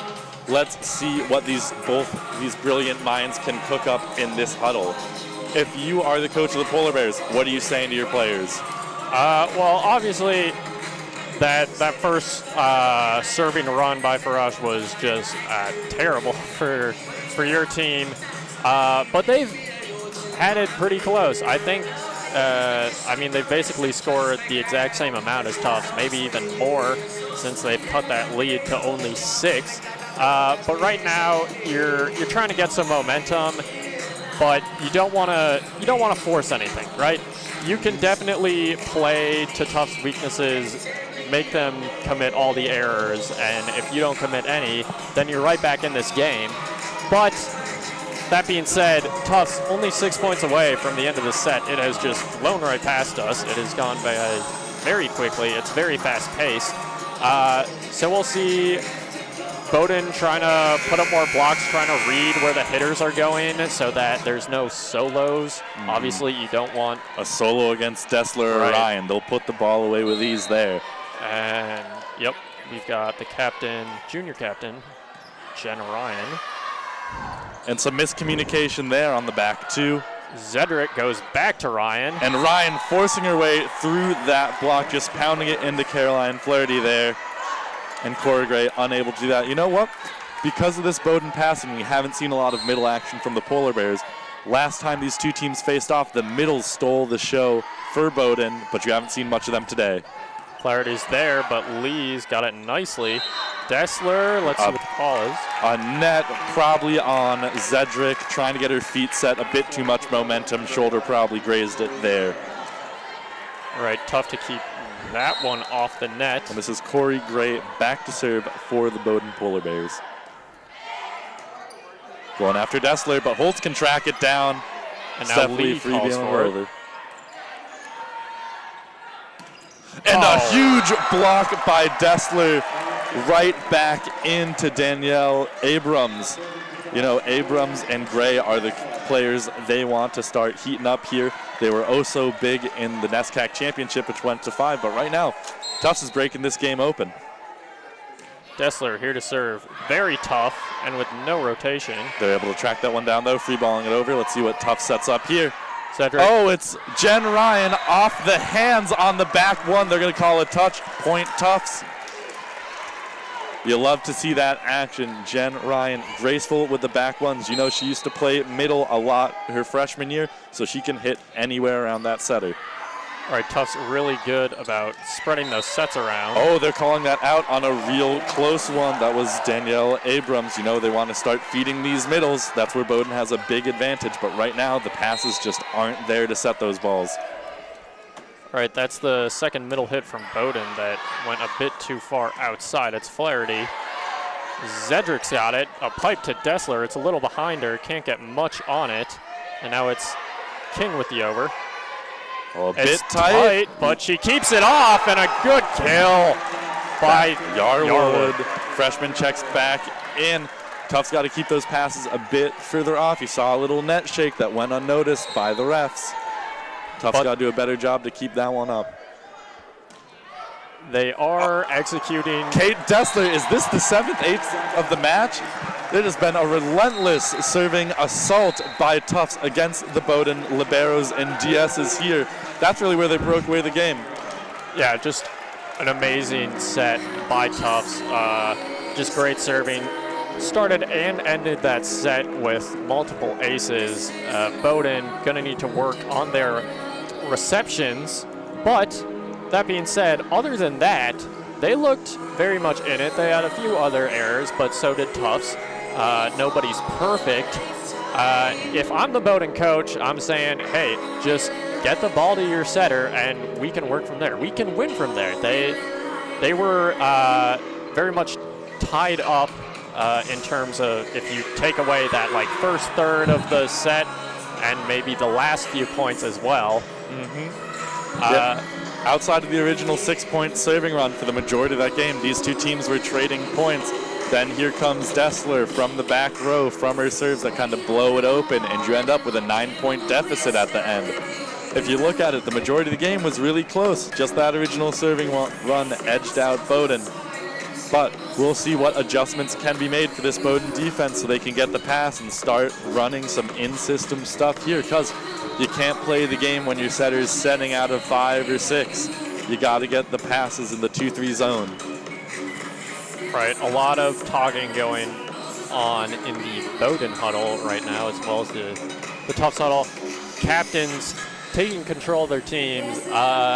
Plenty of them are experienced in tournaments. They know how to keep momentum, and they know how to turn momentum around. Both teams very experienced, very talented. It could still go either way, though the Jumbos looking like the much better squad at the moment. And it'll be interesting to see how Yarwood shakes out in the next couple of games. As you saw, they had to put Anna Nachmanoff in there, number 10, for the back row, because the serve receive just wasn't there. Just like it came down to in the Johnson and Wales game against Babson. It's a serve-pass game. Better serving team gonna have the better chance to take home the win and move on to tomorrow. That's right. If you don't get the ball over the net, you can't really win any points unless you're relying on service errors, as we've got about half a minute until this second set starts. And I want to point out something. Tufts has done a good job at moving Yarwood around in the back row and get her next to Lee. Lee is a great passer and a great serve receive. She is very nimble on her feet and is unafraid to hit the floor and get under the ball. Very reminiscent of a lot of AVP players I watched, except they're on hardwood and not sand. Really great defensive hustle by Lee and great stature. I think the best comparison that comes to my mind, I don't know if many people watch the AVP tour, and this one's an old throwback to Jimmy the Human Shovel Nichols. Great beach player there, masterful at getting under the ball, and that's what Lee has done throughout the first couple sets and throughout this whole tournament and season as a whole. Can't say I know that one, but I'm sure someone at home has got you. It's the elder lore of AVP stuff. And the Bowdoin fans are getting excited on the roller coaster here. Polar Bears excited after what should be a long drive, unless they're staying in the hotel rooms for a unset amount of dates here. As you know, it's win or go home. And here we have number 5, Ella Hagen, on the serve. She's a freshman. Right. Lots of freshmen, very young lineup for the Polar Bears. From Minneapolis, Minnesota. It's a great place, I've heard. Yeah. It's like. It is an amazing place, one might say. As we've got Farash not able to dig it off the net. It's a bit too tight for Stewart to get there as Bowdoin takes the first point. A much better start than last set. I think we're going to have a much closer game here now that Bowdoin probably ironed out their nerves. And there they are, targeting Yarwood here. Good by Stewart calling Oh, Dessler another off solo that. block, but a great dig by Farash. And Lee's going to put it up for Stewart. Stewart find the libero, and that's a shanked pass over to the Bowdoin sideline. Great battle duking out. The strategies are clear by both teams. Tufts is going to target that libero. Bowdoin's going to target the freshman here. Right, exactly. Both teams very accurate. Coaches able to scheme around those players, move their stars around as we've got Hagan with the back set. Oh, Tufts is saying no touch. At the net. And they're unable to get that one over. That was Danielle Abrams on the slide. You know, Bowdoin, they want to get their middles moving. They think they got an advantage there, but the passes just haven't been there, and the block has greeted them every time they've tried to do something from Tufts. Yarwood with a really powerful serve, just too much. Line drive through the air. As we now have Flaherty, one of only 3 seniors on the Bowdoin 2019 team. And Nachmanoff in as a defensive specialist of sorts. Dessler going to tip it over. Wasn't quite what she wanted. Hitting it back over. And the set goes to Wongpa. Wongpa sides out right over there, and there's a net call on Abrams as well. Tina on a rampage. I think it's a really big contest between the middles to assert dominance here. And usually I would point out that after that, Wongpa is going to go to the bench so that maybe Tufts is going to lose some hitting power, but with Holtz at middle, you're not really losing anything at all.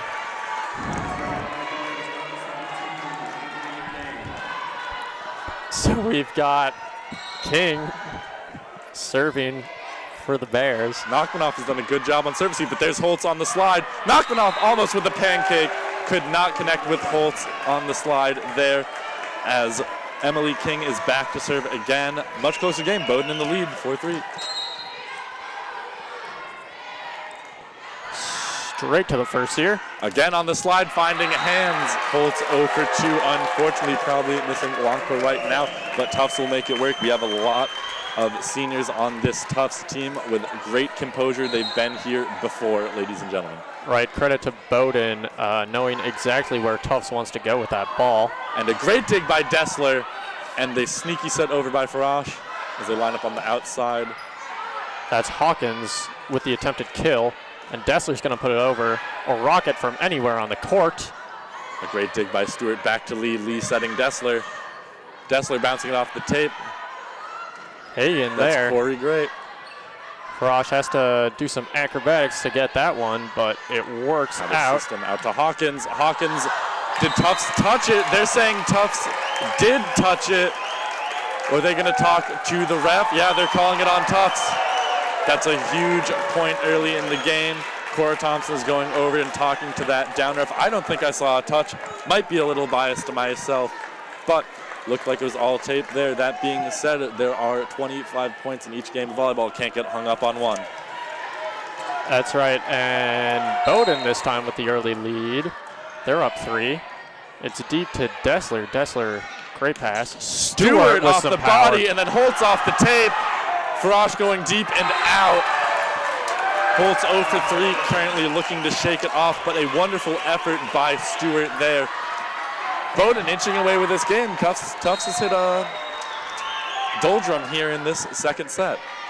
Right, and great idea by Tufts, but just doesn't quite work out. Dessler bouncing off the hands, and Corey Gray says, return to sender, put that junk away, tossing the deflected ball back in Tufts. Tufts is going to call an early timeout here. Bowdoin leads 8-3. What is the change in this game? What have you seen Bowdoin been doing differently here to cause them to get into such a large lead. Well, they look a lot more confident at the net. Tufts still sending some really tough balls their way, but they're able to win the jousting competitions. They're able to tip it into the backcourt, as we saw on those last few points. And Tufts just maybe making a few small errors that usually wouldn't be too bad. But in this NCAA tournament, the emotions are running high. There's a lot of momentum. Bowdoin has a ton of fans out here. It's tough. Every mistake you make, you're going to hear it from the crowd. It's really tough to turn it around. So that this timeout's going to be important, because if Bowdoin's still able to keep their run going out of this timeout, then it's not feeling great for the Jumbos. And now Emily King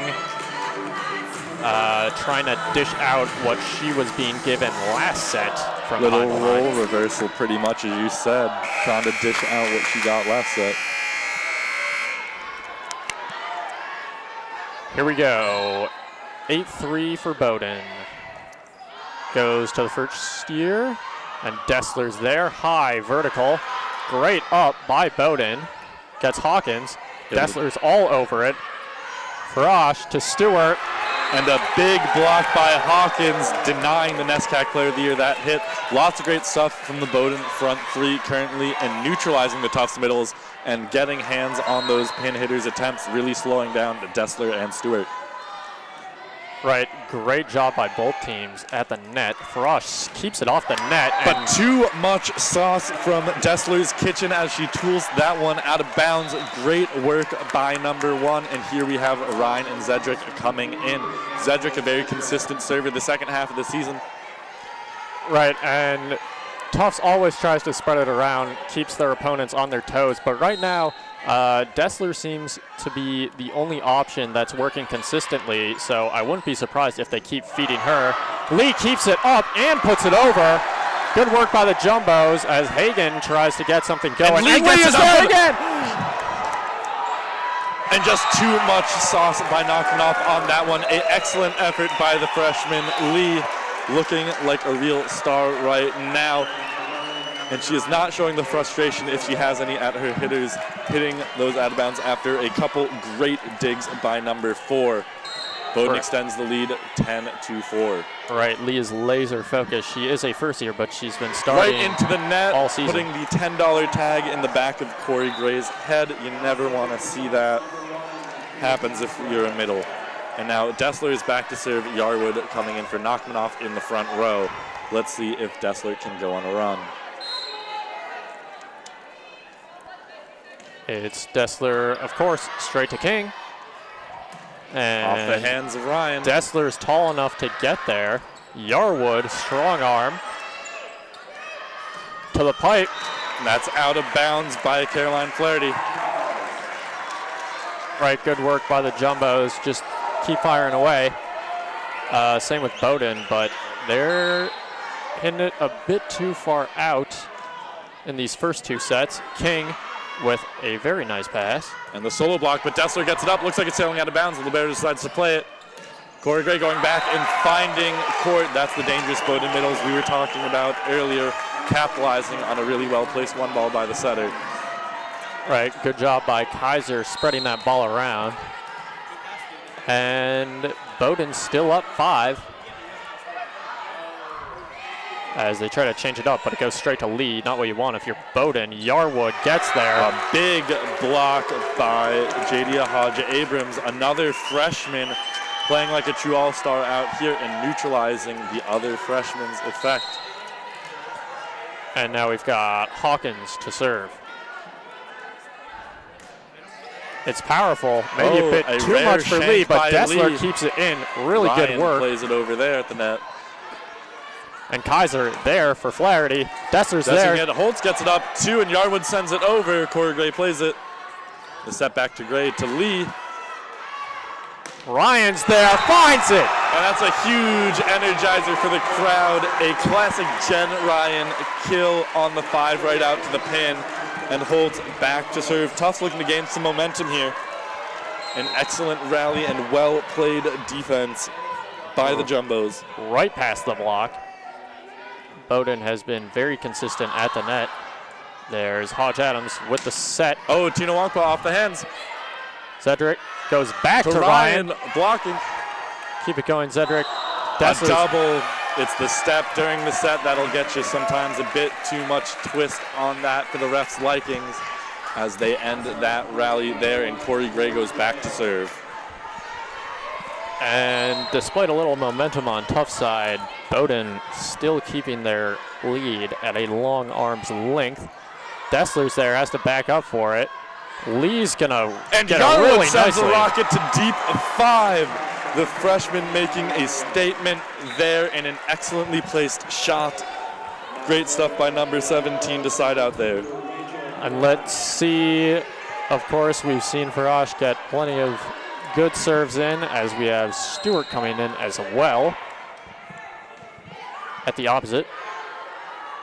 And that is smart a play. great serve to cause an overpass, and then Yarwood tapping it in right into the unsuspecting hands of the Bowdoin defense. Frosch set to serve again. It's tough. It's to King, as always, and it's to Hodge Adams. This time it's too deep, too far left.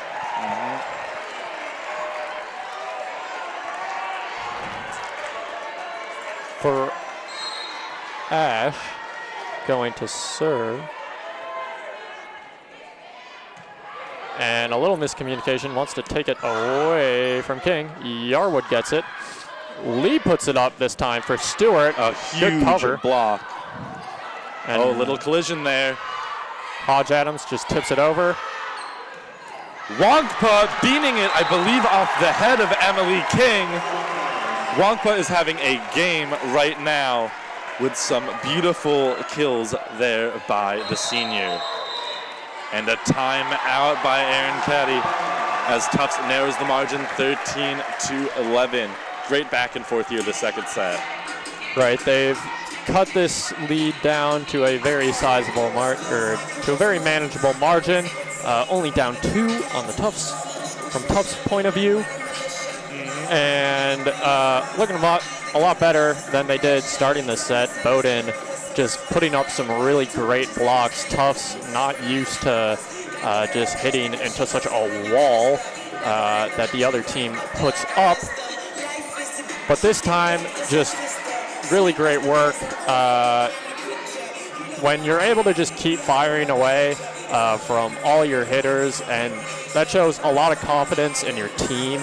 Just great teamwork, some great coaching, keeping your head in the right state so that you're never letting your foot off the pedal. As we see Tufts trying to keep this going, their huddle is pumped up. A much longer huddle for the Jumbos, and Caddy must have had a good statement there for her team to get them sent back onto the field. It'll be interesting to see how this shakes out. Bowdoin a lot more in system than the last game. A little wave going around Cousins Gymnasium, pumping this home team up. Yep, home field advantage for the Jumbos. Frosh, here we go. Oh, and another ace for Frosh. You're going to hear us say this a lot tonight, off of the shoulders of Emily King. Emily King, the big target here. That's a huge battle that's going on. It's just between those two players. Hodge Adams takes control, and it's Flaherty. Flaherty able to use Stewart's hands there to get the kill. Right, good strength from the Bowdoin hitters. Able to put it right through. And they've got another 2-point lead. This time it's the first-year setter, Hagan. Good float to the other first-year player, Yarwood, and Wongpa just out a couple inches too far. Really having to work to get around Danielle Abrams' block. You're going to see a lot of middle action in this game. Hagan again goes to Yarwood. Good accuracy on her part. And Stewart just a bit too far there. This Bowdoin block taking up a lot of the court here. Tufts unable to adjust in the moment. Right, Tufts trying to contact this ball just a little bit higher, and it's costing them a really nice serve. Wongpa trying to change it up as King just bumps us up for Flaherty. And off the hands of Wongpa, that was Flaherty. And the Jumbo's really struggling to close these pin blocks out, whether it's solo or if the middle is coming over to help. Flaherty is having her way. Yarwood, to her credit, is doing amazing passing, and they switch it up as she goes with a middle swing. Oh, can they get it over? Great hustle by Farash and Lee. Now King sets it straight to Hagan. And Lee can get that up. An amazing effort by number 4. Ashley Williams is putting and an overpass. A bit too Two much. overpasses. Tufts not able to capitalize. Let's see what they can do. And a big block, unable to turn around fast enough, and Bowdoin gets that after a long rally. Amazing defense by the Jumbos and Steph Lee, but it just was not enough for this relentless Bowdoin attack, and that is a timeout by Cora Thompson. Again, the Bowdoin Bears take it to another 6-point lead. Jumbos, of course, taking their second timeout and their final one of the set as they're trying to figure out what's going wrong. I'm sure Coach Cora Thompson has plenty of ideas. She's discussing it with the ACs. As Tufts was looking pretty good in some aspects. They had nice defense. They were passing just about every ball they got, but with a few costly hits that went a bit too deep and with some unfortunate blocking. Bowdoin pulls away. I think that's going to be the big factor in at least the set, maybe the rest of the game, is blocking. The team that blocks better is usually ends up getting a ton of points in this matchup. They're both some big teams with great jumping.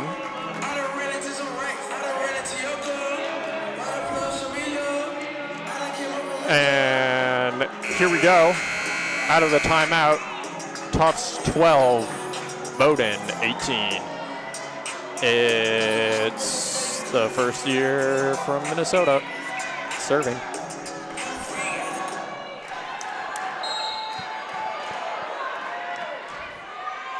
And we've got Yarwood with a nice pass. Farash to Wongpa, and it's too much. You know, Tufts are going to try and run a lot of that when they got Wongpa. Her explosiveness is all over the court.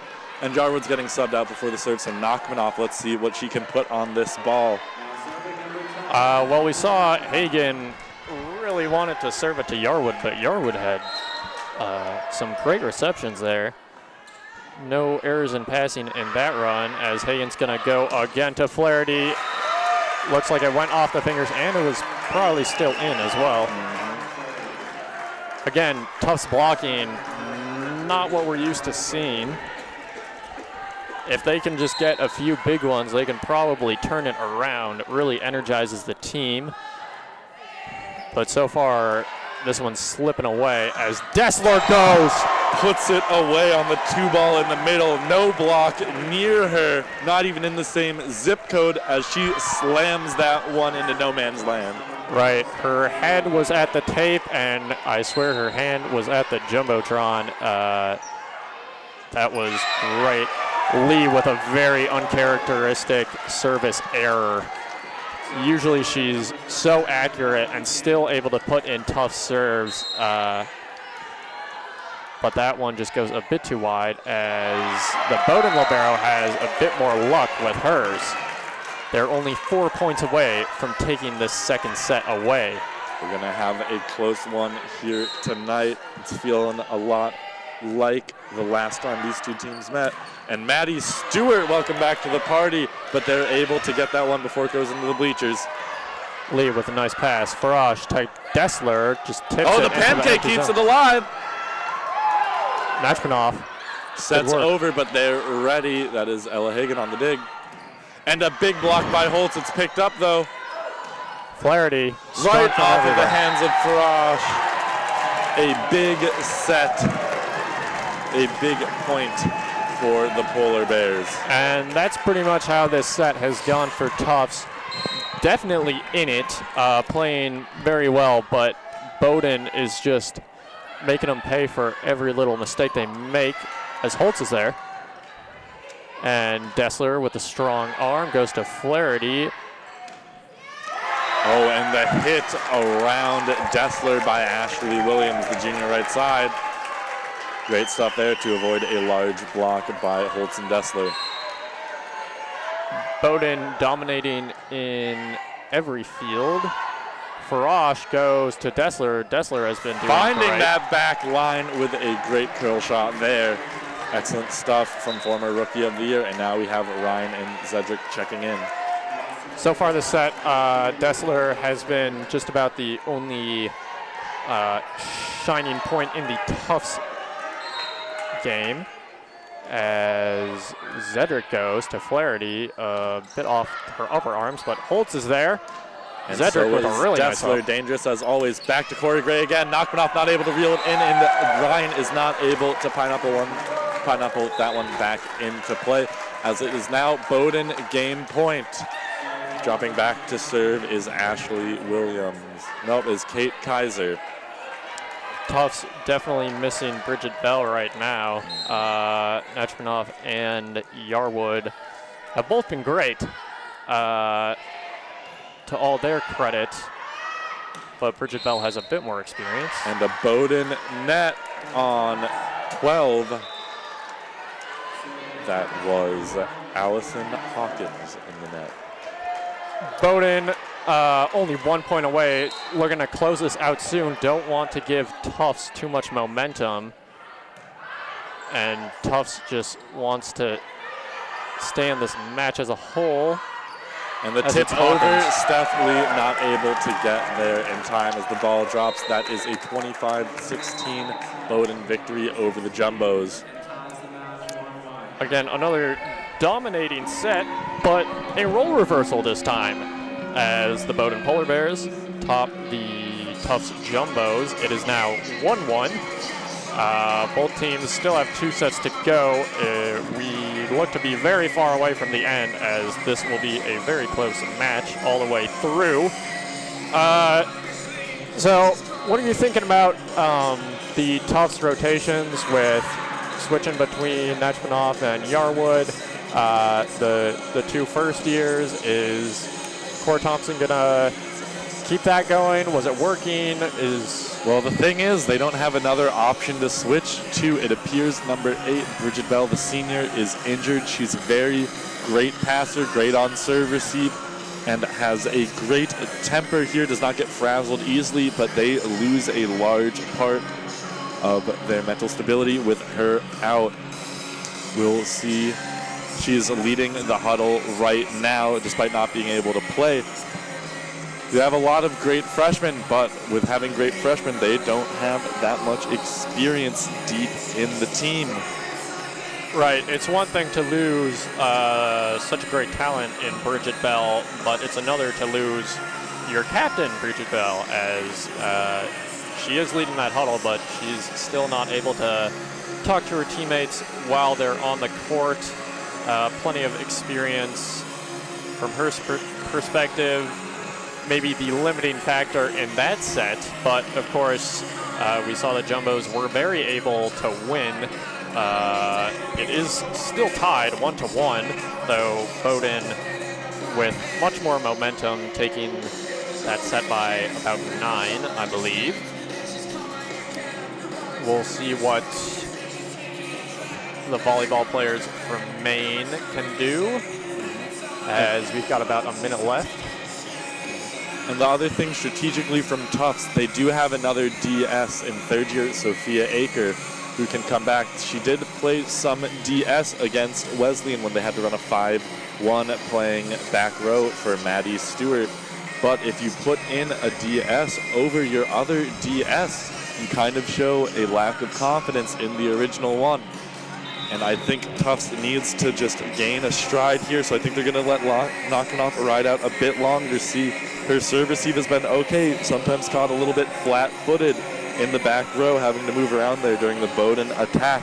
But that isn't saying Bowdoin's attacks have been good. They have really smart ball placement. I know it's a young team, but they act very mature. They have a good team tamper to it. Let's see how the Jumbos respond after that. The point deficits were fairly similar those two games, but Bowdoin never had the amazing serving run Tufts did. Bowdoin just played a better all-around game that set. Right, again, Tufts did win their first two matchups, one in the regular season and one in the NESCAC playoffs, though it has gotten closer and closer every time. I don't know how you get much closer than they did in the finals, though, just winning by a very tight margin in the fifth set, though this one seems like it's going to play out similarly. Plenty of great volleyball already and more to go as Frosh looks to get hot again.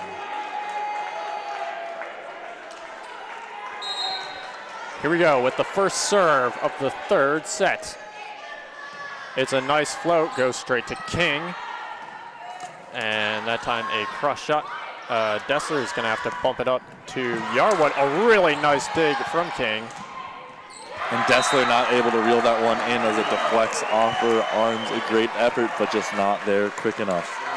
King definitely getting some confidence there. Shining a bit more off digging hits than receiving serves. And now we have Flaherty. And Frosh keeps it up. Dessler's able to get it up there with a crazy angle. Flaherty hits from everywhere. Tufts not in position to get that one as Lee lays out for it. And now Bowdoin with an early start. Early on. Flaherty taking her time, dictating the pace as Wonkpa tries to get something going. A bit too high for Wonkpa, contacting the side of the ball. Right, couldn't get the top spin on it. And Bowdoin takes 3 straight to start.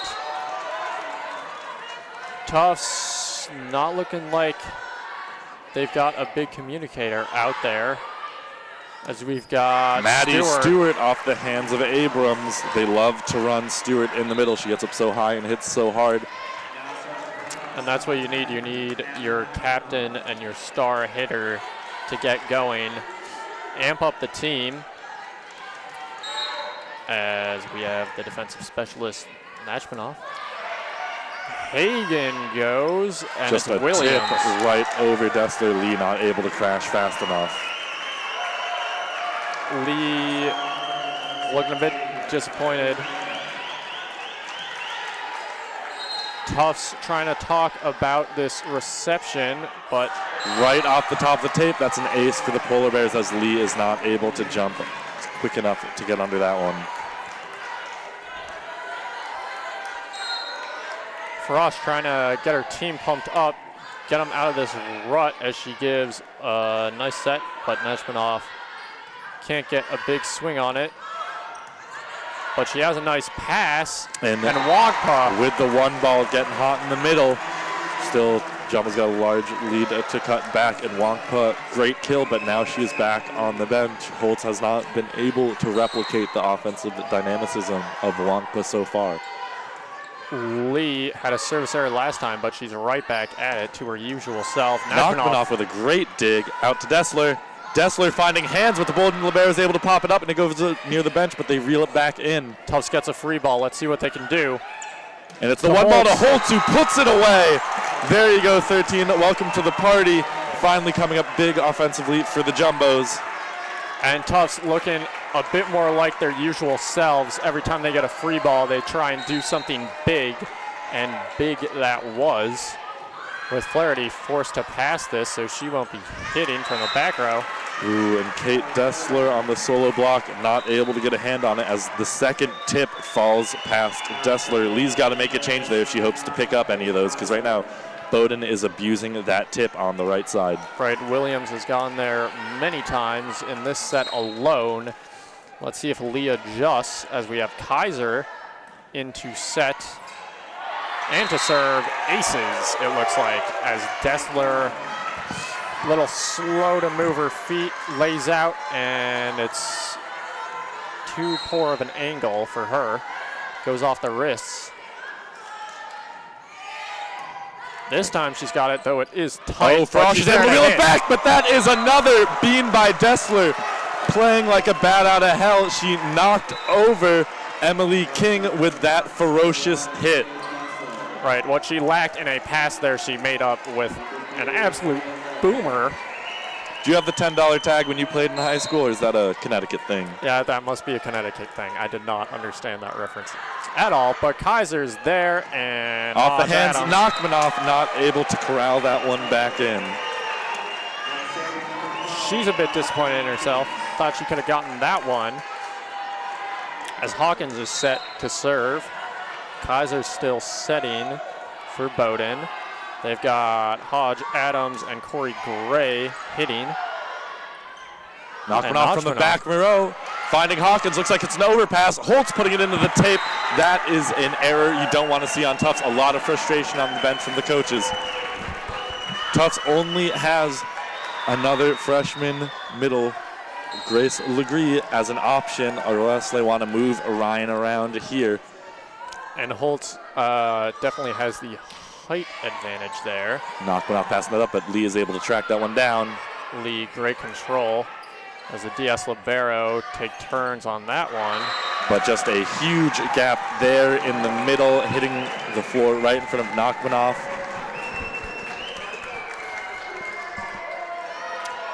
Now we've got Hawkins on a run so far. Cora Thompson looking to sub in, and as you were saying, there is Sophia Aker coming in for Nachmanoff, a bit more seasoned veteran. And Aker, she played libero for him last year, and these teams last year, if you don't know, met in the semifinals in a game that went to 5. Bowdoin had to win in extras. So this is a familiar situation for Aker. They go straight to Aker with no warm-up, but she plays it just fine. Kaiser goes to Flaherty. She's been a monster. Oh, can they track it down? The Tufts bench is fleeing, and that is a huge kill for the Polar Bears. Sophia Aker already trying to bring some energy here. And that is a timeout. Jumbos 11-4, the lead only getting larger here for the Polar Bears. Polar Bears playing an outstanding last 2 sets. Right, they are just dominant at the net, and they're passing well too. Tufts just making these small errors all over. You know, they don't seem that big at first. You know, maybe just a slight mistake, but they add up, right? If you make one error, then suddenly you're down 2, and Tufts has made plenty, which they definitely want back. So what do you think Coach Thompson is saying about those errors, or is she talking about them at all in the huddle? I think they need to be addressed. That's a large part of the reason Tufts is down by, I can't do math right now, down by 7 right now, and I'm a physics major, fun fact. It's those simple things, free ball miscommunication, not being able to get the first pass. They need to clean things up defensively. Right now they're playing on their heels. They don't look like they're going to be able to close this one up, but Coach Thompson didn't win Coach of the Year just for nothing. She's going to be able to inspire these players, and they're going to fight back, and she's going to give them the best plan of attack she thinks that will help them win this game, and they seem fired up after that huddle. Good thing about number 11, the junior Aker, is that she is a very vocal presence on defense. There will be no miscommunications with her, and there'll be a lot of hustle and energy renewed with this substitution. All right, here we go with Hawkins. Bowdoin has been in this rotation for a while, as Hawkins has gone for a big run, but there it ends. That is probably the worst mistake you could have out of a timeout. My high school coach always said one thing when another team called a timeout and we had the serve, and that was serve in. It's just like freezing the kicker in football. After you got to wait for a while, the chances get harder. Oh, set out to Hawkins. A great dig by Lee. Amazing dig by Lee. And Yarwood there trying to fire it in. Kaiser goes to Flaherty, but it's too short. Zedrick reads it all the way. And Ryan tipping it over. Out to Hawkins again. Flaherty. And then a huge block by Ryan and Holtz. That's what the Tufts Jumbos needed. That block was a staple of their play all throughout the season. Wasn't here that much today, but is now seeming like it might come back here. Right, Bowdoin fumbling a little over that ball, and Tufts making them pay for it. Another less than optimal set, and a great pass. A great great up by King. And off the hands, but Dessler's tall enough to reel it back in. Out to Yarwood. Yarwood using the hands, and a big point for the Jumbos. A great, well-fought point, and the crowd loves it here. Tufts getting the middles to work, starting to warm up all their hitters. Dessler game face on. A really tough serve. And that's an ace for Dessler. A big one for the Tufts bench. They love it. You haven't seen that cheer much for Tufts so far in the last 2 sets, but they're looking to turn it around now. And boy, when Kate gets on a run, she cannot be stopped. A very dynamic player in number 1 here. Right, can do it all, serves well, passes well, does and again, everything, and another ace. Deuces for Kate Dessler, former Rookie of the Year. Tufts starting to look like they did in the first set. Lead cut down to 2. This is a big time here, and a Bowdoin timeout. Just what Cora Thompson cooked up. Wonderful adjustments by Tufts. Right, amazing to see everyone pumped up. Leads just back to 2. Again, pretty manageable, but Bowdoin looking to come out hot after this timeout. You know, each team has used 1 timeout now, I believe, so there's still plenty of the set to be played, but I'd go ahead and say, you know, middle of the set, big leads start to mean a lot more as we get closer to that big 25. Whoever comes out of this one stronger can probably take the whole set, but we'll see, as it's been back and forth this entire time. A very streaky game, as Dessler is playing really well. And a shout out to number 17, the libero for Bowdoin, Emily King. I believe she has getting hit in the head twice so far. Had a rough first set, but has really bounced back these last 2 sets and is anchoring this Bowdoin defense. Yeah, not many can say they have dug most balls from Kate Dessler, but she has done very well. As another really tough serve from Dessler, Hodge Adams keeps it in, and it's number 12, Hawkins. Out to Ryan. Ryan launching that one. That's a souvenir into the upper echelon of Tufts stands. A great kill by 15. That's how she's looked all year, but she hasn't looked like that much this game, hoping to turn those things around. Kate Dessler, it's a 1-point game. That's right. Dessler trying to tie it up, moves it around. It's pretty tight. And it's up by Dessler. Zedrick not able to get that, but a great defensive effort by number 1 and a great serving run to get them within 2 points. That's right. Tufts got some momentum there still, though they are the same after the timeout. Down by 2. And the ace. Must have been a great float serve because that dropped right in front of Yarwood, dinking off of her toe and not her platform there. Very unusual. Right, Yarwood must have thought she was in position, but you never know with those knuckleballs what's going to happen. Going back a bit too much power and off the ref's foot this time. 2 for 2 there. And now we have King coming back in and Holtz back to serve here. Wongpa back in the front row for Tufts. They love to set her on those quick balls. She has the height advantage and she hits with a lot of force. Holtz is there. Right into the net, not what you want to see. The ball can go over the net, but it can't fit between those little squares. And now we see Hagan with the serve. She's done well from behind the line and in the front row serving. And Yarwood passing up. Dessler able to track it down. Can Yarwood bit too much power on that cross shot as Bowdoin is slowly creeping away again. All right, the 2s was not enough to get some momentum. And Knockmanoff going back in instead of Aker. An interesting coaching decision by Coach Cora Thompson. Let's see how that decision turns out. They're still serving a Dessler, though. And Wongpa putting it away on the 31. That's getting the stadium on their feet. As always, a wonderful kill by number 12. And it's now Farash back to serve. Hopefully Tufts can narrow down this lead. They're only down by 3 here. Right, incredible hit.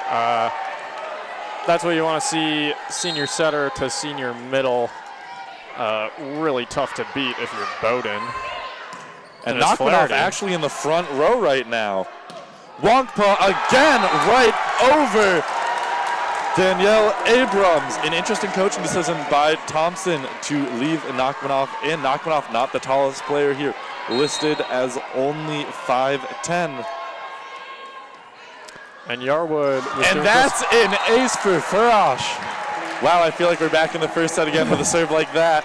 Wonderful stuff. Hey, we got a 1-point game here again. Tufts really putting in a lot of energy after those timeouts. That being said, I don't believe Cora Thompson has another chance to talk with her team. That's right.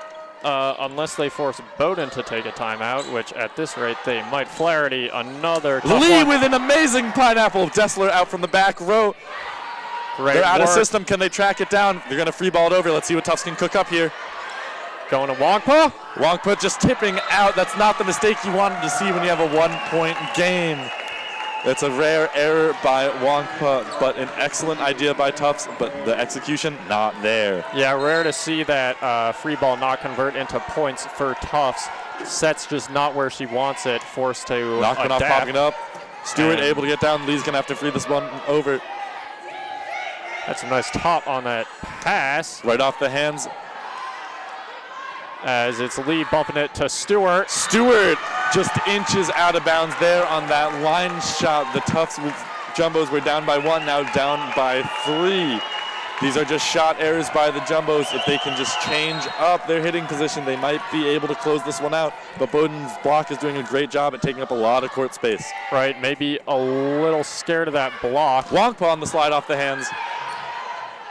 As Hagen's going to pipe to Flaherty. And that's a great up by Lee. Dessler keeps it in, and Farash going to call for that one. Puts it in the right spot. No touch there. They're going to call 4. Big point for the Jumbos. An amazing defense there by Kate Dessler. Right, and Abrams not able to get it over the net. Set was low, didn't have time to jump. And now we have Nakmanov up to serve. Really nice float to King, who's been doing a lot better. And we now have a Williams. Huge block by Wongpa. They're building a roof here for Cousins Gymnasium. That's something we haven't seen a lot by the Jumbos as they're blocking, but they have been a consistent blocking team throughout the year. And now Nakmanov is back to serve. It's again a 1-point game.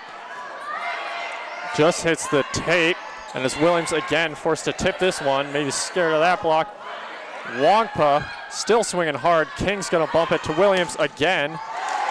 She's the only person they're looking for at the moment. Stewart, tough great angle. goal shot. Abrams back set double. You're not the setter. Not everyone can do that set. It's very tough. And now we are all tied up at 17.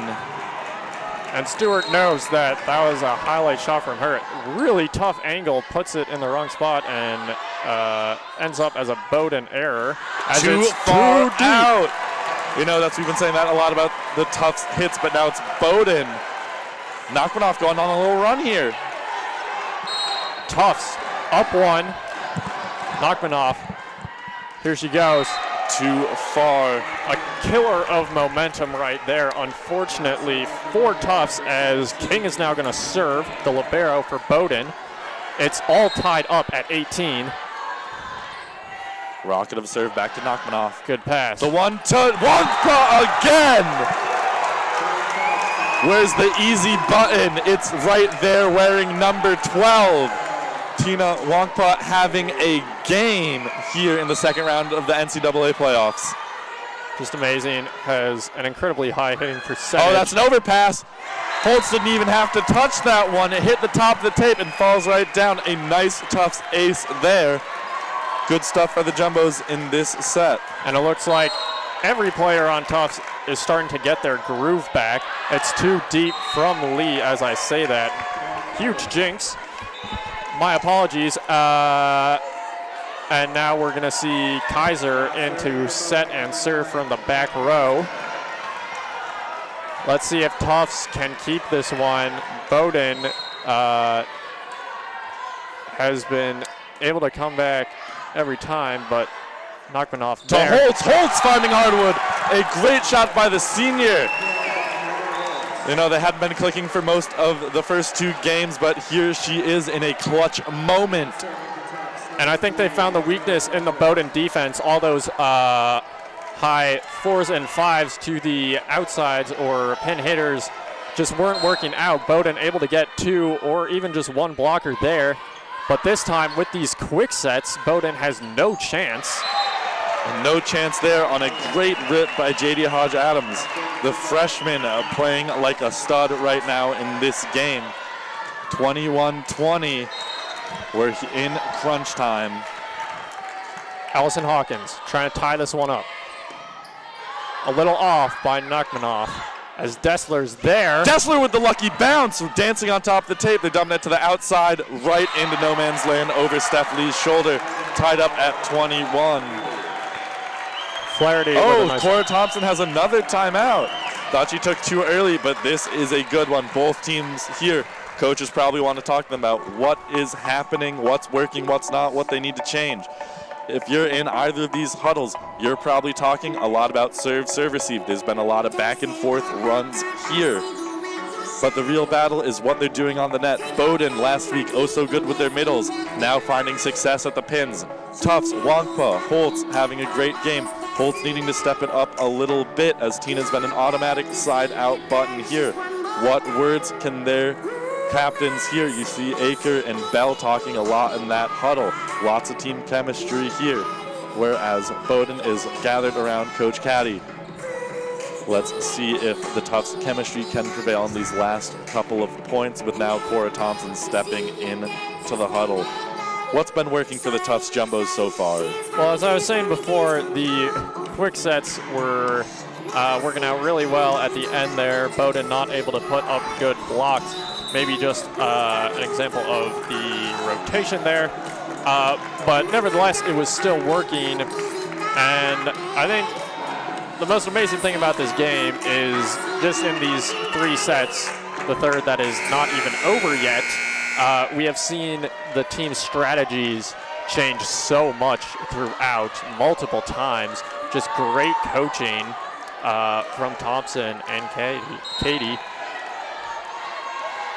And now Hawkins with another serve. Lee with a good pass. Zedrick to Dessler. Great pass dig by King. It's off the hands, but still playable. And a rip down the line by Dessler. Well dug. Tight set. No one there on the 31. It looked like 3. Caroline Flaherty was supposed to come in there. A little bit of a miscommunication there. Advantage Jumbos. And now it's Dessler with her hard serve. Hard it is to King. To Flaherty. Right Tips. over, no one there to pick that one up. It looked like Zedrick was hoping Nachmanoff would get there in time, but just not enough. And it's tied up again. I don't know about you, but I'm feeling 22 in this gym. Love some T-Swift. Corey Gray here to serve. Zedrick, quick to Ryan. Covers her own hit. Kaiser won't be able to set as she took the first ball. Flaherty still going to hit it hard. Zedrick, a bump set to Dessler from the back row. Dessler with a rocket, but they're going to be able to get there. Almost into the stands. It's a free ball over. Dessler's got it. It's too tight. With the one-handed set, can they track it down? And that is too much for Corey Gray. Too far. Wonderful hustle through Tufts. 23-22, Holtz back to serve. Guess who's back in number 12? It's Tina Wongpa. You're going to see on a good pass here, Tufts looking to go to the middle. You know, I thought Dessler choked on that free ball there, but Zedrick with the highlight set gets it. It's out to Solo Flaherty. block, Ryan not able to reel it in as Flaherty's tools that one off there. Tied at 23. I feel a freeze coming on here. 23-23, got to win by 2. Flaherty has been incredibly consistent. Let's see if she throws in that tip ball again. And Dessler's there. Zedrick to Ryan, switching it up. King's there. Oh, off the tape, no touch there. Probably a little bit scared of Wongpa and Ryan, but now the captain, Stewart, comes back in, and Furash back to serve. It's game point here in Cousins. The fans are on their feet in the stands clapping it up. They're excited. And it's a timeout. What a game here. Traded the first 2 sets and now have been trading points in 20s. Whew, I feel like I'm losing some years watching this. Yeah, it's the first 2 sets, they seem to go by pretty quickly. Both teams got an early lead and kept it, but this one has been back and forth the entire time. And I'm wondering, in these huddles, are you looking up at that scoreboard, or are you trying to keep your mind off it and just try to play as point much by as point? you say you want to play point by point? Everyone knows the score here, 24-23 in the second round of the D3 playoffs. Of course you can look up on that, but you don't want to stay focused on that. This isn't the final game. This isn't game 5. They're split at 1 apiece. So whatever happens here, they still got to go to a next game. Tufts, of course, looking to side out here. And as you mentioned first, the cardinal sin of volleyball. Missing a serve after a timeout. Double that up, missing a serve on game point to send it into extras. Lots of pressure here, but Farash is a seasoned veteran and an excellent server, as you've seen by the first couple games. Right, can't tally your points before the whistle is blown, as Farash trying to put this one away. Definitely don't want to go to a tight set. Flaherty's right there. And welcome to the freeze. We're heading into some extras. Flaherty is serving now. She has been a great outside, or hitting from that pin, but she also takes pipes as well. Dessler with a nice pass. Farash on the slide. There it is. 25-24 Tufts. We said it when she came in, knocked one off back to serve. They're probably going to look for her again. Bowdoin definitely knows that's their number 1 option. So are you going to move blockers around there and maybe risk giving Kate Dessler a solo block? On the overpass, Maddie Stewart dancing on the top of the net. Called on the double. An interesting call here. Really, but they're calling the attack not a block. That's the first time I've ever seen that. Yeah, she smacked it down and it just stayed there for a second. 25's Wongpa on the soul. Wongpa wants this game to end right now. Does Bowdoin have an answer for number 12? The only thing that can stop her, she's off.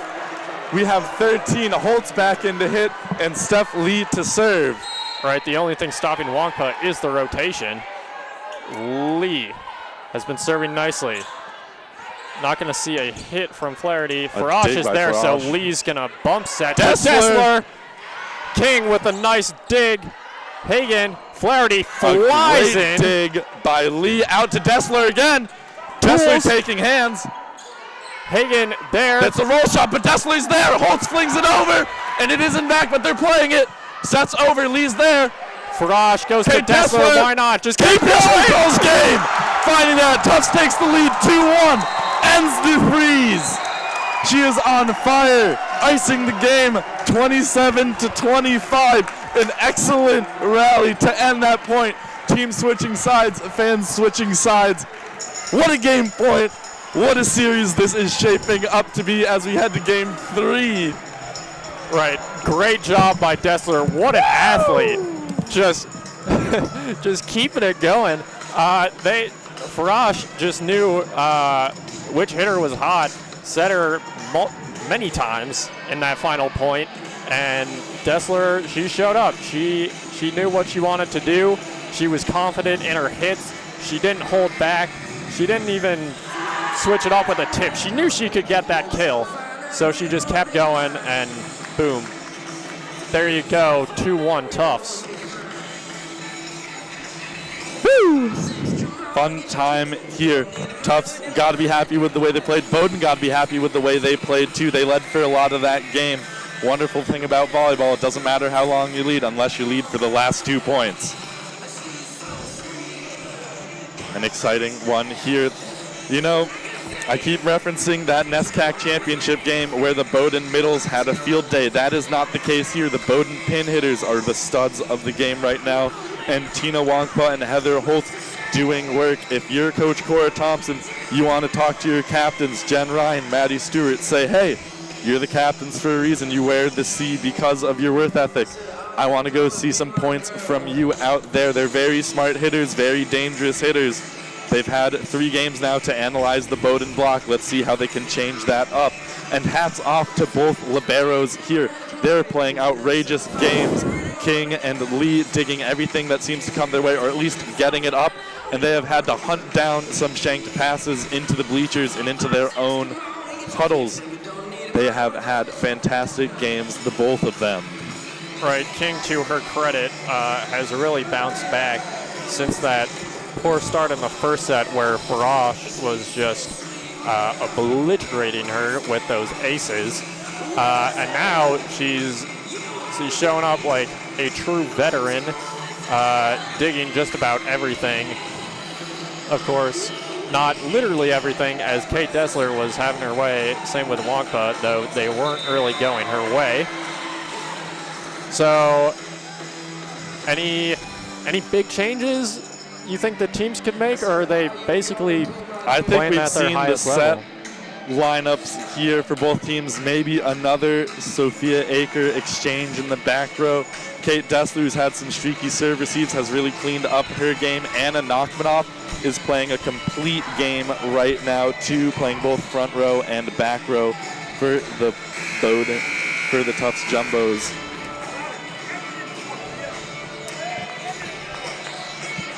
We got some fans coming up to talk to us about ending this game in 4. It is not my job to play. Henry and I only play for the men's club team, PIPA, second place in the Lowell preseason tournament. But we weren't there. We were calling these games for your viewing and audio pleasure. I'm losing my voice casting this game. And I'm also losing a little bit of my sanity with all the points trading here. But it has been a fun one. Man, do I just love volleyball. It's a great time to be a volleyball fan here in the greater Medford-Somerville area. Area code 02155 and 02144. All right, we're looking to see which NESCAC team can have the final statement of 2019. Only one can move on. From the 10-foot line. Roll shot! Bingo, finding the donut there. An excellent shot by the 5'10 defensive specialist playing some front row. Haven't seen that all day, but it still works out. Just got to watch the flick of the wrist. And here she goes with a deep serve to King. Keeps it up, but it's low. Flaherty. Really nice dig by Lee. Dessler. Dessler's hot. Nachmanoff getting it up. Can Thrush track it down? Thrush can track it down. Dessler again, dangerous from anywhere. Dessler just wants this ball every single time. Oh, shanked out. Dessler cannot pursue as it heads over to the ref table. Some excellent defense and aggression from the Tufts Jumbos, but we're tied at 1 apiece. Right, hits low on the hands, just bounces straight off. Not soft enough. Hard to take those with your hands above your head. As Kate Dessler with the shank pass. Frosh unable to get there, called with the lift, double, whatever it is. The ball rested in her arms. And now it is 2-1 Bowdoin. Flaherty serving now, and Dessler takes it. Maddie Stewart off the stack, but the King is able to get it up. Stewart hasn't had much Wongpa success. says access denied. Points to where that ball landed. A complete middle offense and defense, getting it done on both ends. All high fives for number 12, Steph Lee, back to serve. She's pumped. Lee is dynamite with an amazing serve. I could tell you from the moment that crossed the net, there was no rotation. That thing was going. Nobody knew where it was going, which is the beautiful thing about it. And that's an ace. 3-2 Tufts. Lee again. It's deep. Again, great float. Just out. Great Williams. block set up by Dessler and Holtz there. Williams had no place to go. Here we go with Lee again. Very accurate server, likes to move it all around the court. But she goes to the same spot in King. Hagen. Ooh, a nice high line shot there, snaking it in down. Cora Thompson with a look of surprise on her face. Looked a little bit out to me, but the line refs can see better than I can. That's very true.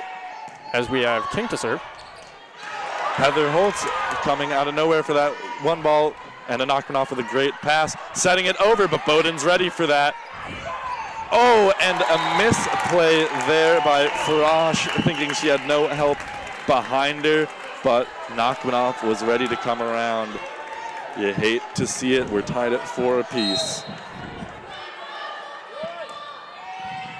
Here we've got Nachmanoff with the reception. And Stewart on the stack, putting that one away. Give her a shovel. She is burying that ball in the deep one corner. Stewart was a rocket ship on that hit. Just an insane vertical, went right up, head above the tape, and slammed that one down into open space. Athletic, accurate, what more could you want? Hagen is there. Hagen's making that away. No net call there. Was a close one, but same thing right back to 1. Zedrick did not know what was coming there. Corey Gray tying her shoe as we have Kaiser set to serve. Let's see what she can do as Zedrick is serving for the Jumbos. Nachmanoff looking to see where this one's coming from. It's deep, but Dessler's all over it. Holtz getting up there, deflecting off the Bowdoin block. King's going to need to set. Nachmanoff getting there, the human shovel. Ryan from deep.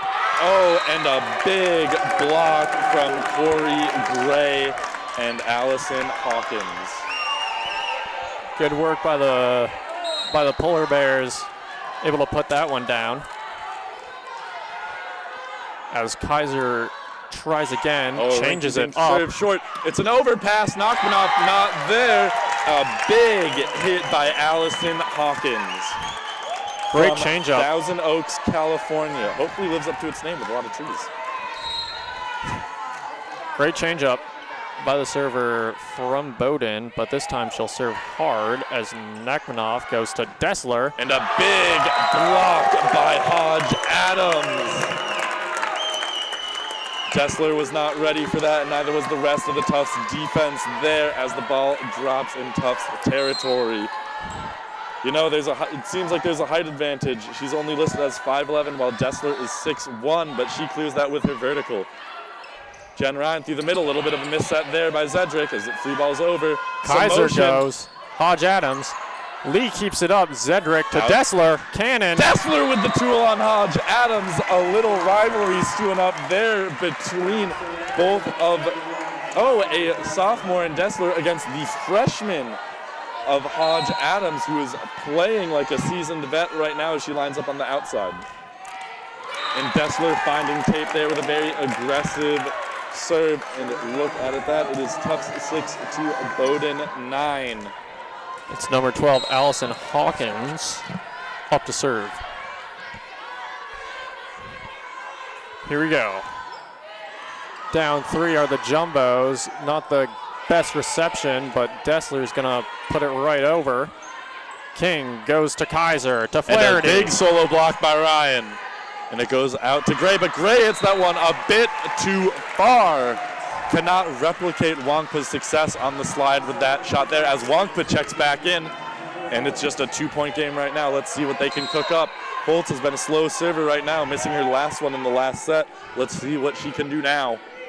Gray was doing work earlier in this match, but looks a little rusty now. Hodge Adams right flying off their head. Nachmanoff not able to hang with the other freshman. If you're the Bowdoin team right now, you're saying number 15 is on a roll. Let's keep feeding her. Here we go with Corey Gray on the serve. Bowdoin now lacking passers in the backcourt. Oh, too high, but the freshman's able to save it there as it goes back to the right side. And skying that ball is Hodge Adams. The freshman playing a lights-out game right now, and Yarwood needed in for a bit of height on that block. Let's see if this change can do the Tufts defense good. Cora Thompson trusting her team for now as they trail by 4. Bowdoin still serving. Dessler takes it. There. Yarwood there. Finding the back court and the touch. Yarwood, the offensive change the Tufts Jumbos needed to side out here. And here we go. Now Farash back to serve. Right. the ace server and maybe a bit more synergy with Wongpa. Could see more slides and ones from her as King has to reach for that one. Hodge Adams is just having out of a her mind. day. She saw what Wongpa was doing the other set, and she said, I want to have some of that right now. Exactly. Yarwood has no answer. Let's see how 17 on Tufts can shake things out. Good news is Hodge Adams out of the game right now. Let's see if Tufts can take this rotation and run with it. Both teams are hitting at will as long as they get a good serve. Dessler not able to connect on that one, flying in over the shoulder on the right side. That's a hard swing to do, but a good shot to take as Tufts calls a timeout. You know, I Kate think Dessler laughing that one off. She knew she made a little mistake there. As Tufts is down 5 going into the timeout. Bowdoin on a better run there. So I saw both teams were hitting pretty well, finding the back of the court. How do you think these blocking schemes will change, or do you think it's just the rotations that are assisting these great hits? Well, I think the real catalyst for the Polar Bears is their automatic side out button and Jadia Hodge Adams. Nachmanoff just didn't have an answer. Dessler might be able to keep her in check with her reach on that block, but the 5'10 freshman and Nachmanoff unable to do that. But right now, she's out, just like when Tufts suffers a bit of a slowdown when Wongpa is out. Let's see if Tufts can creep back up here with Wongpa in the front row and Hodge Adams out. Right. 10 more seconds left until we go into the second half of this fourth set. And wow, I've said it before, I'll say it again. The third and fourth set are going a lot slower than the first two, but that is not a bad thing as both teams are just playing amazing volleyball. The slowness comes from just the trading in points. No more 6-point serving runs for either teams here. Hagen there, nice hard float. Out to the freshman, tip over there. Little miscommunication, they got to tip over. Stewart takes it with her hands, but Dessler on the pipe. Dessler finding hands, and that is a great action by the sophomore Dessler there. No one on Tufts, not even Ella Hagen for Bowdoin, able to reel that one back in. Nachmanoff heads back to serve as Yarwood heads out. Great work there with Yarwood while she was in, but let's see what Nachmanoff can cook up in the back row. And right into the net there, not what you want to see from the subs. And it is now back to a 5-point game, 14-9 Bowdoin. And here we go with first team All-NESCAC, Caroline Flaherty. Here with a float, goes off the tape, but Lee reads it. Dessler's there. But so is King getting that one up, and it's Hawkins finding the shoulder of Farash with a huge kill there. Stewart has not had an answer. A rather quiet game from the Tufts right sides from a blocking standpoint. All right, Farash has been struggling digging that ball down that line. Maybe caught Sheen into the middle in order to set, as we've got number 8, Williams. Dessler. And Dessler right back to Hawkins. A battle of the outsides going on with the last 2 points. Great stuff by number 1 in blue. And here we have Wongpa leaving Holtz back on, but Farash is still in, able to connect better with the middles than Zedrick, maybe a bit in Coach Cora Thompson's perspective. Lee with the Hawkins, serve. the tip over, but Farash is there with the pineapple, sending it back. It's free, but the setter took it. Oh, with a big block. It's the overpass, and Nachmanoff not able to reel that one back in. A little bit of a battle of ping pong there, setting over on 2 and some ricochets, and Bowdoin comes out on top of the 6-point lead. Tufts has not been able to turn this around after their timeout as King is set to serve. Nachmanoff a little fast, but Dessler still there. With some heat on it. Miscommunication between Stewart and Holtz as Stewart sends the second one over. Corey Gray finding Lee. Dessler's there, still wants to swing. Going to the outside, Hawkins. Hawkins finding the inside of Stewart's hands for the tool. 7-point lead, Bowdoin. Great work by Bowdoin, just keeping it going even when they're off the net. They keep swinging away. And a tight one there. Corey Gray just right over the head of Farash. Farash back row, not able to come contest that. A big roof by the sophomore middle blocker in black. Dessler, great reception. Dessler right down the line says, Bowdoin, you can't hang with me right now. Siding out there with a great little pass, set, kill action from number 1. Yeah, Dessler is losing no energy here. Here we go, the Bowdoin crowd getting some cheers going as Tufts. Ace, ace, ace. There it is by Zedrick. Exactly what Tufts needed right now. Get their bench a bit hyped with that cheer. Zedrick goes to serve. Tight pass here, goes to Gray. Gray sending it to, oh, but Dessler's able to corral it back in. Zedrick free balling it over. Let's see what they do. Can Kate get there? Kate can get there, but Holt's not ready for that second ball. A great defensive effort by Kate Dessler, running around all over this court and seeming like she can get anything up. But Bowdoin is pulling away, and look who it is. JD Hodge Adams back in the front row lineup for the Polar Bears. Not what Tufts wanted to see right now. It's Kaiser with the serve. Really nice float. Zedrick has to bump set it. Out to Dessler. Dessler off the top hands. They send it back. Lee unable to cover that one. And a great send back with Corey Gray as Coach Corey Thompson calls a timeout. Tufts down by 8, and Bowdoin only 5 points away from taking home this 4th set and sending it to 5, just like the last couple times these teams have met. Right, and this set getting further and further out of reach for the Jumbos, down 8. Bowdoin only needs 5 more to go. And as you were saying, Hodge Adams is back in the front,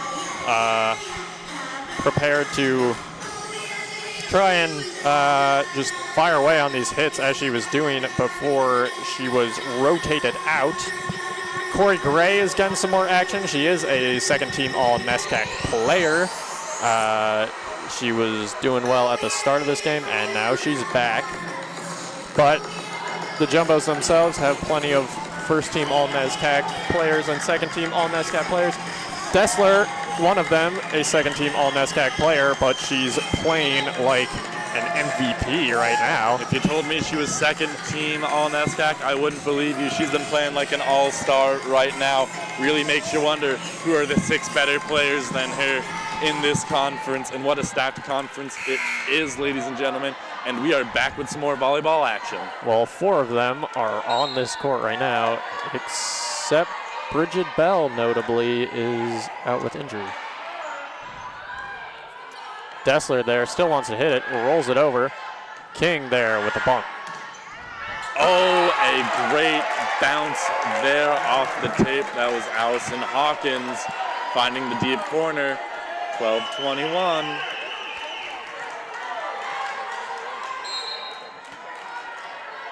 Kaiser with another serve. She's been back there for a while. Zedrick, it's tight. Corey Grace returned to sender on that overpass. Corey Gray has been having a great game so far, and she is one of the kill leaders on this team during this game. She has 9 kills so far.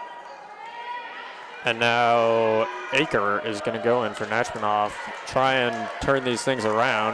Now you can see Tufts really missing Bridget Bell right now, but they're doing the best they can with what they have.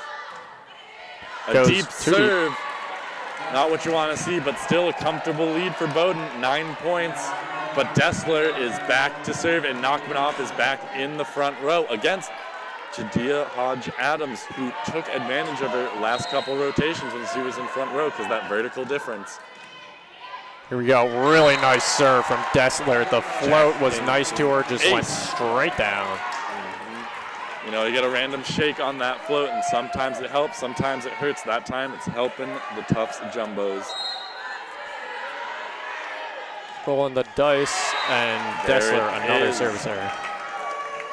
And Dang shame that is. And now we have back serves Allison Hawkins looking hopefully to put this one away and head into 5 here. NESCAC Championships went to 5 in this same gym just a week ago. Holtz above Caroline Flaherty, and Jadea Hodge-Adams off the hands of Ryan. Ryan staying in the middle. Dessler with the great hit from the pipe. And Jadea Hodge-Adams again off the hands. Dessler unable to corral that one. And Jadea Hodge-Adams putting them on top at game point. It has been all number 15 this set. Allison Hawkins, great serving so far. And Bowdoin is playing no less than perfect in these past few points. Really nice serve. Dessler keeps it in. Zedrick going to Ryan. To Ryan, siding out there. Let's see how much fight Tufts has in them. Holtz back to serve, and Wongpa back in the front row. Let's see what Zedrick can cook up on offense here and how much gas Tufts has in the tank. Next point for Bowdoin should win it. And there it is. Zedrick sending a souvenir off to the fans there. And we head to game 5. Right, it's going to game 5 just like last week. And here we're up for the 5th game coin toss. Well, that's not the important part. These coaches' huddles, a very big deal here. If you're tough, you got to say, hey, we just won that last one. Where'd this 10-point deficit come from? Team defense just doesn't seem to be there right now. And the bigger story is number 15 in black, Jadea Hodge-Adams, had herself a day that last game with a handful of kills, and Tufts with no answer. Does Tufts change up some of their rotations to match up Dessler against this freshman star? Or does Tufts stick it out with switching in Yarwood, Aker, and Nachmanoff in this 3-person tripartite? It is a really interesting question that Coach Thompson dedicatedly talking with her co-coaches about, and Coach Caddy not yet talking to her players. A lot of leadership in this young Bowdoin team. Should be saying the same for Tufts, with a lot of veterans on Tufts. But right now, the young guns in Bowdoin are looking poised to carry their momentum in from the last one. But right now, they're just trading sets, and it all comes down to these 15 points. Lots of pressure in here. If you thought the last game was close between Johnson and Wales and,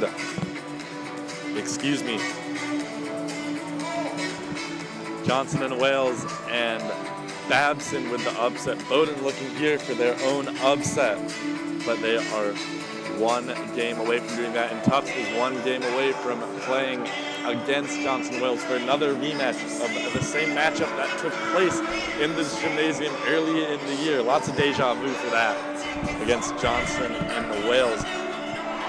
But Jadea Hodge-Adams, can she continue this momentum? You didn't see her much in the first 2 sets.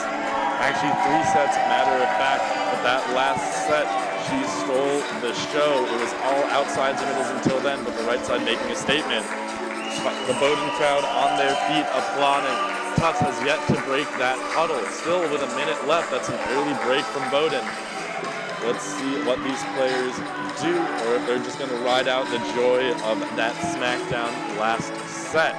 Ride the energy, feel good, and get ready for this 5th set. And Tufts definitely got to talk about strategy here, as they have seen a lot different kind of gameplay. First set, lots of aces. Second set, getting aced a lot. Third set, great defensive energy. Fourth set, seemed a bit flat-footed at times. Fifth set, what change do they need to bring here? What do you think Tufts is going to do here now, or if they do anything? Right, well, I think they're going to go right back to what they were doing in that 3rd set. Trying to mix the ball up, go to your star players. Dessler and Wongpa were absolutely killing it, pardon my pun. But Bowdoin definitely has the momentum. The box score says it's tied, but the feeling right now says that Bowdoin is going in with the advantage, trying to topple the giants that are the Tufts Jumbos. Have yet to lose a NESCAC game this entire year. Dessler goes up. And Dessler sends that one to the bleachers, but can they reel it in? It looks like they might be able to, and they're going to send it up just short. An amazing effort by the Bowdoin back three to try and get that one up. I don't think our camera was able to follow that one in time, but the Bowdoin players were diving into the Tufts fans' bleachers there to keep that one alive. Right, and it was all smiles from the Polar Bears. They knew that was a tough one. But Dessler going to roll shot down the line this time, trying to mix it up. Flaherty's there. Great block. Stewart says no, no, no. Another big block. And hey, look at this lineup change here. Who's that middle? It's number 15, junior captain Jen Ryan. We're seeing a little bit of a change here. Really nice serve from Lee. Going to the libero. And a miscommunication here. The youngins are confused for Bowdoin. That's a costly mistake in a big-time game here at Stewart Die right now. I think the lineup change we can expect to see here is Jen Ryan in the middle. Tina Wonka will be your middle two, and I believe Tufts will only run a 5-1. There you go to Flaherty. Going to tip it over. Lee reads it. She's learned from her mistakes. Back to Dessler with a one-step approach, bringing it down. Can they get it up? Running over to the score table. It's going to be free. Knocked one off, getting that one up.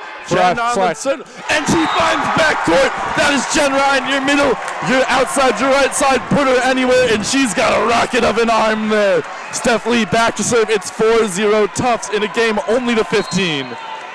Right, it's only 4 points, but it's a short set. They've got a block. They've got 2 kills. And that's an ace! That's an ace! That's an ace from the freshman. It's a 5-0 lead here. And I can give you a quote from the former youngest NCAA D1 coach, Todd Kress, youngest coach to 500 wins. In a game to 15, you play small games to 5s, and there you have the victory of the first 5 points. Goes to Tufts. Now Bowdoin's got to have a new mindset on for this one, for the next 15 points, because this is a big hole here. 5-0 in a game to 15. Tufts got to be feeling pretty good, and this is the lineup change we're talking about. Jen Ryan got a lot of reps in middle the last 2 years. It's back there. They decided Holtz wasn't working for him, and so they changed it. The good thing is there's chemistry all over this team. A very well-rounded attack here, and let's see what Ryan can do here. And when you think about Ryan in the middle, you got to think about Ryan helping on those outside blocks with Kate Dessler. That's going to be a large wall there for Jadea Hodge-Adams to try and hit around. Right, huge move by Coach Thompson to move Jen Ryan to the middle. As well, Tufts had the holy trifecta of points there. They got a block, they got a few kills, they got an ace. Also, Bowdoin made some mistakes, which also ups your confidence. Great work by the Jumbos. They're riding this momentum. Going to be tough for Bowdoin. As you said, it's short sets, but that's a great pass. As we've got Flaherty finding the back corner. No one there. Jen Ryan not able to close that block. As a right side, I can tell you, it's sometimes hard to close left. But let's see if Jen Ryan can retrain her mind here in the 5th set as Bowdoin gets their first point. That's right. As nice as that switch to Jen Ryan at middle was, it could also it's still up on Tufts. Free ball over. But it's a little off as the setter takes it. Interesting decision. Teeing off on Farash there. They're really feeling that power shot. Let's see if Jen Ryan can do something to close up that block. 5-2 in favor of Tufts. Flaherty looking to carry her team here. She's been really consistent all throughout. She goes deep to Dessler. Farash. Dessler on the 2-ball, but they get the hands up. It's going over. Jen Ryan says, see you later, as they call a net on the Bowdoin sideline. Doesn't matter. I don't think they were getting that one over the net. Little icing on top. And here we have, they're running the 5-1 with Sophia Aker in the back row for Maddie Stewart playing in that defense in that one shot. The good thing about there is that Tufts really likes this 5-1. They went to it against Wesleyan back when Wesleyan was ranked 16th, and they came out on top there. Let's see if it has the same magic here. And Anna Knockman with a good dig. Sets out to Dessler. There you go, King. And this time it's Ashley Williams gets it through. Yeah, good work. Great job by, again, Coach Thompson. She's got the experience. She has multiple NESCAC Coach of the Year awards. She's been here before. She's not afraid to switch up this lineup in the 5th set and lead. Jen Ryan on the slide right over the block, and just saw that a lot by Bowdoin in the 1st set, but now it's coming out for the Jumbos. A very versatile hitter in number 15, and that's why she wears the junior captain title. So smart. 200 IQ play there by Jen Ryan. Big brain Tufts University stuff. And now it's King with the off pass. But Flaherty's there. She can hit from just about anywhere. Lee isn't able to get it, swinging her arms. Bum-ba-dum, look who it is, number 15, Jadiah Hodge-Adams, right when Tufts has a 3-point lead. Let's see what's happening here. And it is Kate Kaiser back to serve. Kaiser as well. Flaherty, even though she's in the back row, definitely able to hit that pipe effectively. Good pass by Aker. Jen Ryan right over, finding the arm of the barrel, but they're going to have to free ball this one over. Ooh, and a rough contact there by Aker. A little collision with Lee. And Bowdoin getting their 5 points, only down 2, have outscored the Jumbos by 3 since that timeout. Tufts looking a little bit slower here. Tufts looking to switch sides here. Farash to Ryan Ryan, brings out the hammer. There you go, junior captain. It's all applause here from the Jumbos as the fans follow the players for this side switch. Great stuff here by this new look team. Fighting through a lot of adversity. This is one of the first times they've released the lineup with Jen Ryan at middle, I believe during the Wesleyan game. Watching it intermittently, they still had Holtz in here when they ran the 5-1, but now Ryan is in. Rachel Farash is at her first time in this front row. Remember, playing with a hurt hand for the last couple of games. Blocking with that can't be too nice. And her opposite now, Anna Nachmanoff. This is an entirely new look team, but some fans have arrived. Took it long enough. All right, here we go with the momentum going Tufts' way. Jen Ryan looks to serve before she'll be subbed out. Sophia Aker with a rocket of a serve. Holy. Butts out to Hodge-Adams. And a net call on Tufts. Kate Dessler got all of that ball in that pass. It's a shame to see that call. Unless you're a Bowdoin fan, but I gotta admit, I'm kind of biased here. You guys knew that already, though. Really unfortunate. But they know they can pass that ball now, looking to expand upon this 2-point lead. Ooh, and that's a critical ace. Bowdoin crowd pumped up. Kate Dessler has been oh so solid here with serve receive so far. That one's a new one here. It's a 1-point game now. And the Polar Bears are feeling themselves, are about to come back from a 5-0 deficit. It's Hawkins. Oh, but Nachmanoff's there to recover the first pass. Kate Dessler out of the back Dessler row. wants it. Off the top tape, and it goes out. And, oh, they're calling touch off Steph Lee, I believe. We're tied here at 8 apiece. It's now just a game to 7. And there's a Tufts timeout here. I think they need to press the reset button. They were in a groove in the beginning, but now maybe having the new look of Nachmanoff and Frosch in the front row has thrown something off in their blocking scheme. Bowdoin has been very consistent with their lineup here, and it's been paying off. Any funk they're in, they can seem to kick themselves out of it sooner or later, so a great job there coaching from Coach Caddy. I wonder what she's saying to her players now as they gather around to listen. For Tufts, Coach Thompson, this is her quickest to the timeout we've seen so far here. And I can only imagine she is talking about the team chemistry currently, and that despite the new look with Aker in the back row, Nachmanoff on the outside, Frosch in the front row, they're saying, hey, you've known each other now for a couple months, you should be able to play in any position possible. What they really want is a good, solid first pass. Get the reset button in number 12 here. Quick side out on a quick ball, maybe a slide. Tina Wongpa is dynamite from wherever she chooses to be. Right, well said. As this Tufts team tries to get a lead back, and Bowdoin trying to get a lead for the first time in this set. Putting everything on the line now. Both teams are all in. Right on top of the tape, and there is Bowdoin's lead with another huge ace. Is that her second? I believe her first one was on Dessler at the beginning of the serve run. But a great effort by Hawkins. Hawkins is feeling herself right now. Jumbos Definitely just looking for a good reception. And there she goes. We're all tied up at 9 apiece as Kate Dessler pulls some matrix moves there, and just watch it slide by. And now it's the big hitter, big passer, big blocker, Maddie Stewart in the front row. And Frosh is back to serve. They've really liked Frosh's serve so far. And there it is. She finds Hawkins. A back set to Hodge Adams. Oh, but Leah's there to clean it up. And they're finding Dessler out the back row. Dessler finding some hands, but it's up. Who's going to set? It's Hawkins with the free ball over. Let's look at the Tufts motion here. Looking for Wongpa. Oh, but they find Knockman off on the solo block, but there's a huge block by Jadea Hodge Adams there on the other freshman. You know what? It was a solo block, a great idea. But Hodge Adams has been playing some huge games as Yarwood is now checking in. Lots of change-ups here to the Tufts lineup. Let's see if they'll pay off. Interesting to see Yarwood has not been getting a ton of reps in just these past few sets. Lee taking up a lot of space here in the serve receive. They're still picking out Yarwood. And they find her on the release, right over the block. Good reach. Hodge Adams again with the dump. Wongpa tips it to herself to pass. Outside to Yarwood. Yarwood getting it over. Oh, that's a pass straight up. Going to the outside again. Yarwood's there. Can Wongpa get over? And an overpass. It is 11-9. Polar Bears lead here. Tufts looking a bit frightened, but they got to shake it off now if they want to push back.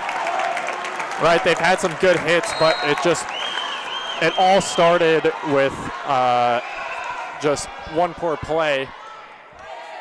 All they really need is to get one good set in here, able to mix it up, not just go to the outside back. every Lee, time. can she find Wongpa? Yes, they can, but it's up on the Polar Bears. They're going to have to free ball this one over.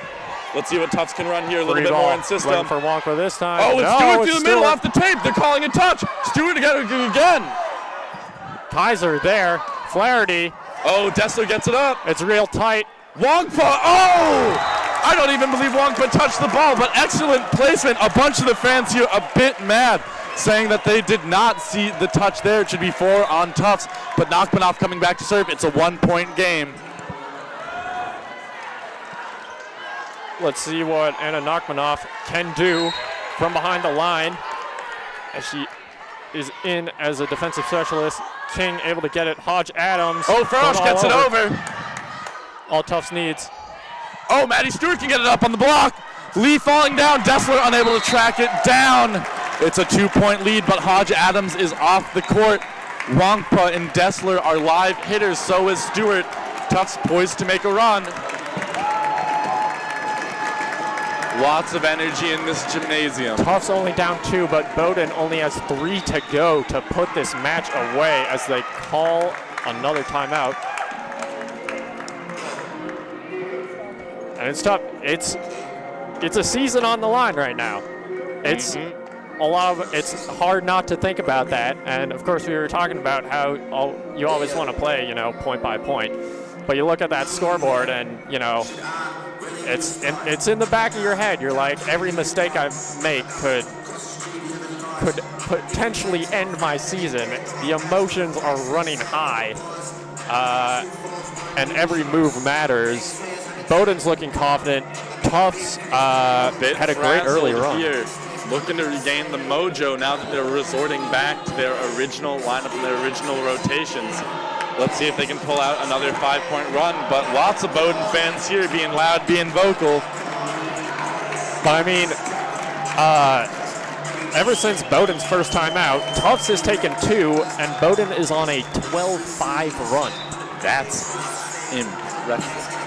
They got to close this lead quick, force Bowdoin to take a timeout, and hopefully get this game even as we have Hagen, the rookie setter. She goes across. And there it is, icing the kicker, 1-point game now. Ryan back in the middle. Let's see what she can do here. And Lee back to serve. Lee's had a 50-50 serving day so far. Hopefully she can increase that percentage now. Good serve, goes deep to King. It's off, but Flaherty. Off the shoulders of Lee. Bowdoin inching closer to that 15-point mark.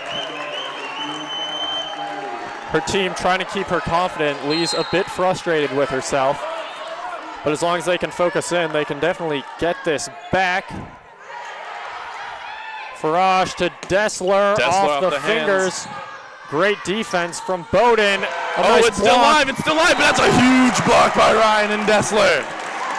The only thing that gets a crowd more amped than a huge hit is a huge block, and that's what Dessler just got. Here we go with Sophia Aker on the serve.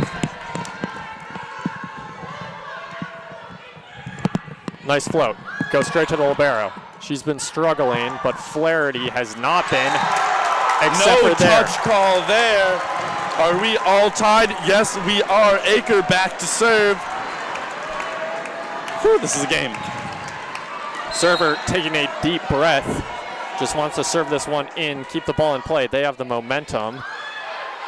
It's tight, but tip over, net on Tufts.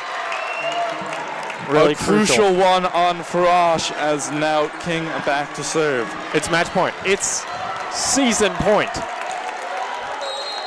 Emily King. Can she overcome the nerves? Narkmanov to Dessler. Tipping it over there. It's a bit behind her. King again. They're just going to hit it. Great work by Aker. A little mistalk there.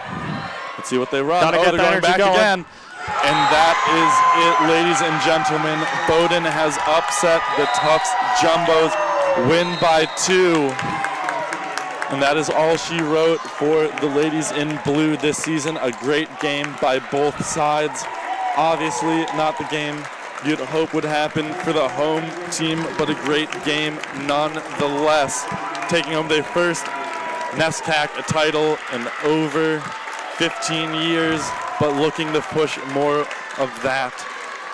Just unable to come up here, facing a lot of adversity, but all smiles for the Bowdoin fans as they will move on to play Johnson & Wales tomorrow at 1 or so, I believe.